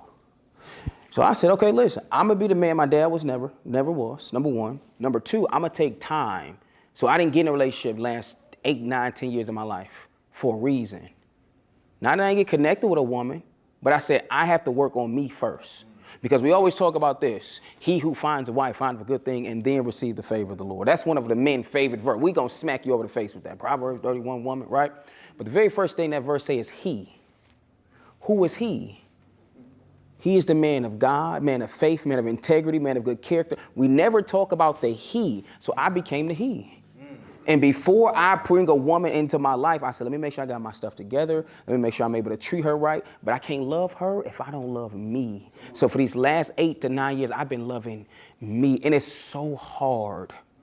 It's so hard. I'm not like, as I tell people, I'm not one of these guys who just can have sex with one girl a week, a month. I'm like Chris Brown in my community. Every woman want a piece of me. I'm being honest. I'm 31 years old. I'm a best-selling author. I'm an international speaker. My life is amazing. And I can provide from you and protect you and pour into you because I'm a man of God and I'm single. Y'all understand how much pressure it is? Women telling me everything. I travel the world. I'm getting key cards. Hey, listen, this is the room I'm in. I see you after the conference. Hey, here I'm getting hugs. And when they wrap their arms around me, they got their panties in the hand. I'm speaking to you. But if I make the wrong move, I'm a dog. I ain't no good. It's heavy. But how do I do it? I watch you all. I have conversations with you all. I look at my pastor. I look at Andre. I look at you gentlemen and say, man, if y'all can do it and teach me some stuff, success leaves clues. I'm picking them all up. So to my younger brothers out there, I know you young and you sharp and you dope and you fly for sure. But I'm 31, no kids. Never had a disease in my life. And I watch people that I grew up with, 4 or 5 kids, they 31, struggling, about to kill themselves, don't know what's going on. I said, I can't put myself in a position to bring life into this world, and I ain't got my life together. So I'm telling you now, I don't care how great your business is. I don't care how much money you're making. It's not okay to have 5, 6, 7 different women. Coming from somebody who did. In college, I had 28 women. I thought I was the coolest dude in the world. That was the stupidest thing I could ever do. Forget names, forgetting conversations, but you couldn't tell me because I was the man. I said, but yeah, what about my dad when he treated your mama like she wasn't no good? And you was crying. I'm never gonna be like my dad, but now you like him. So in this position of leadership to men, older or younger, the most important thing, last time I'm saying we're gonna wrap this thing up. The last thing I'll say is your character will precede your gift and your talent. Your character. People care more about who you are than what it is you do. My name have been in rooms I never walked in. I'm meeting people say, Keon, I'm Keon Clinton. No, I've heard of you. Because some older brother put my name in a room that I hadn't even had the doors to. So if you got all these women around here now, and the last thing is, I was afraid that one woman would come into a room I was in and be like, this brother's a fraud. When I pledged Alpha in 2012, that was my #1 fear, being an alpha man, because at the time I had like 10 shorties. I'm like, what if you're trying to do an educational program and a woman will be like, man, you fake. You're not the man you say you are. That was my biggest fear. So I operate out of fear. Get it together. So that's how you do it, man. You being that model, listening to men who are married. I didn't have any role models. I asked my first married man, when I sat down with him, I said, did you ever cheat on your wife? You've been with her 40 years. He looked at me like I called him the B word. I said, but I want to be honest. All I know is cheating. How do you get one woman for 40 years? You don't get tired? Because, boy, I get tired after 2 minutes with a woman. He said that's because he said that's because you're searching for the wrong thing. You're trying to fill a void. Sex won't fill it, I promise you. Coming from somebody who lived it for years, it won't heal. It won't heal you. So that's what I had to do. It's internal. It's internal. I took myself out of dating. I took myself out of trying to talk seriously with a woman. How can I take you seriously if I don't take my life seriously? And a lot of women in return are looking at us as men like that. How do you want us to take you seriously? You want us to be fine, educated, body banging, set freaking a chic lady in the street supporting you, investing in you, but yet you can't treat me with the respect that I deserve. You can't love on me when I need you the most. These are things that I'm learning. I'm 31. I broke 1,000 hearts growing up. 2018, I said, God, I'm done. I'm committed to never breaking another woman's heart because I remember what it was like to see my mom's heart get broken. So those are the things that I did. And hopefully that helps some of you all as men, because y'all know we can talk, this is a whole nother conference, right? We can talk about women and what we need to do more of, but this will be one of the workshops that we do. As men, how can we be better men? And for everybody who filled out that registration form, I'm gonna make sure we send you an email to see how we can do it and how we can put together something, because we gotta get this part together. And it's already 2 o'clock. And my team is looking at me now, and one thing I don't do is go against what my team tell me to do. All right. So I wanna end with this. Can you guys come up here for me? I wanna end with this. Yeah, please.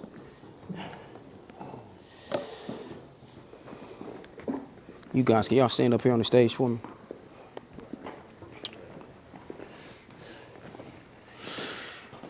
It's truly an honor, and obviously 4 hours is not enough time, but it's still enough time to start, right?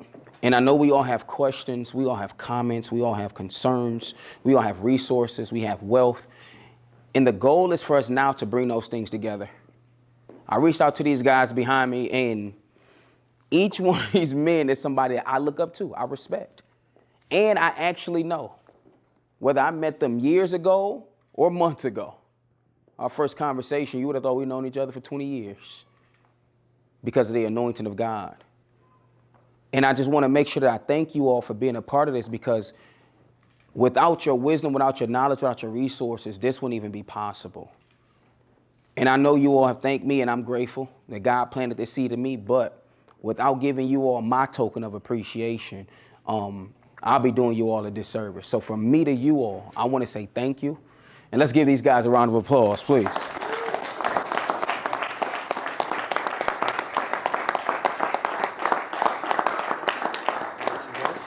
Thank you, my brother. Mr. Baxter. Dave. Mr. Bennett, Mr. My brother, man, I appreciate y'all. So here is the token of appreciation from our first Men Empowerment Conference. This is our first of many. We will have more. This will be an annual thing. We cannot do it alone. So I want to thank y'all and say, man, seriously, for each and every one of you all, I appreciate you, all right? I love you guys, man. Y'all can exit stage. We about to wrap this thing up. So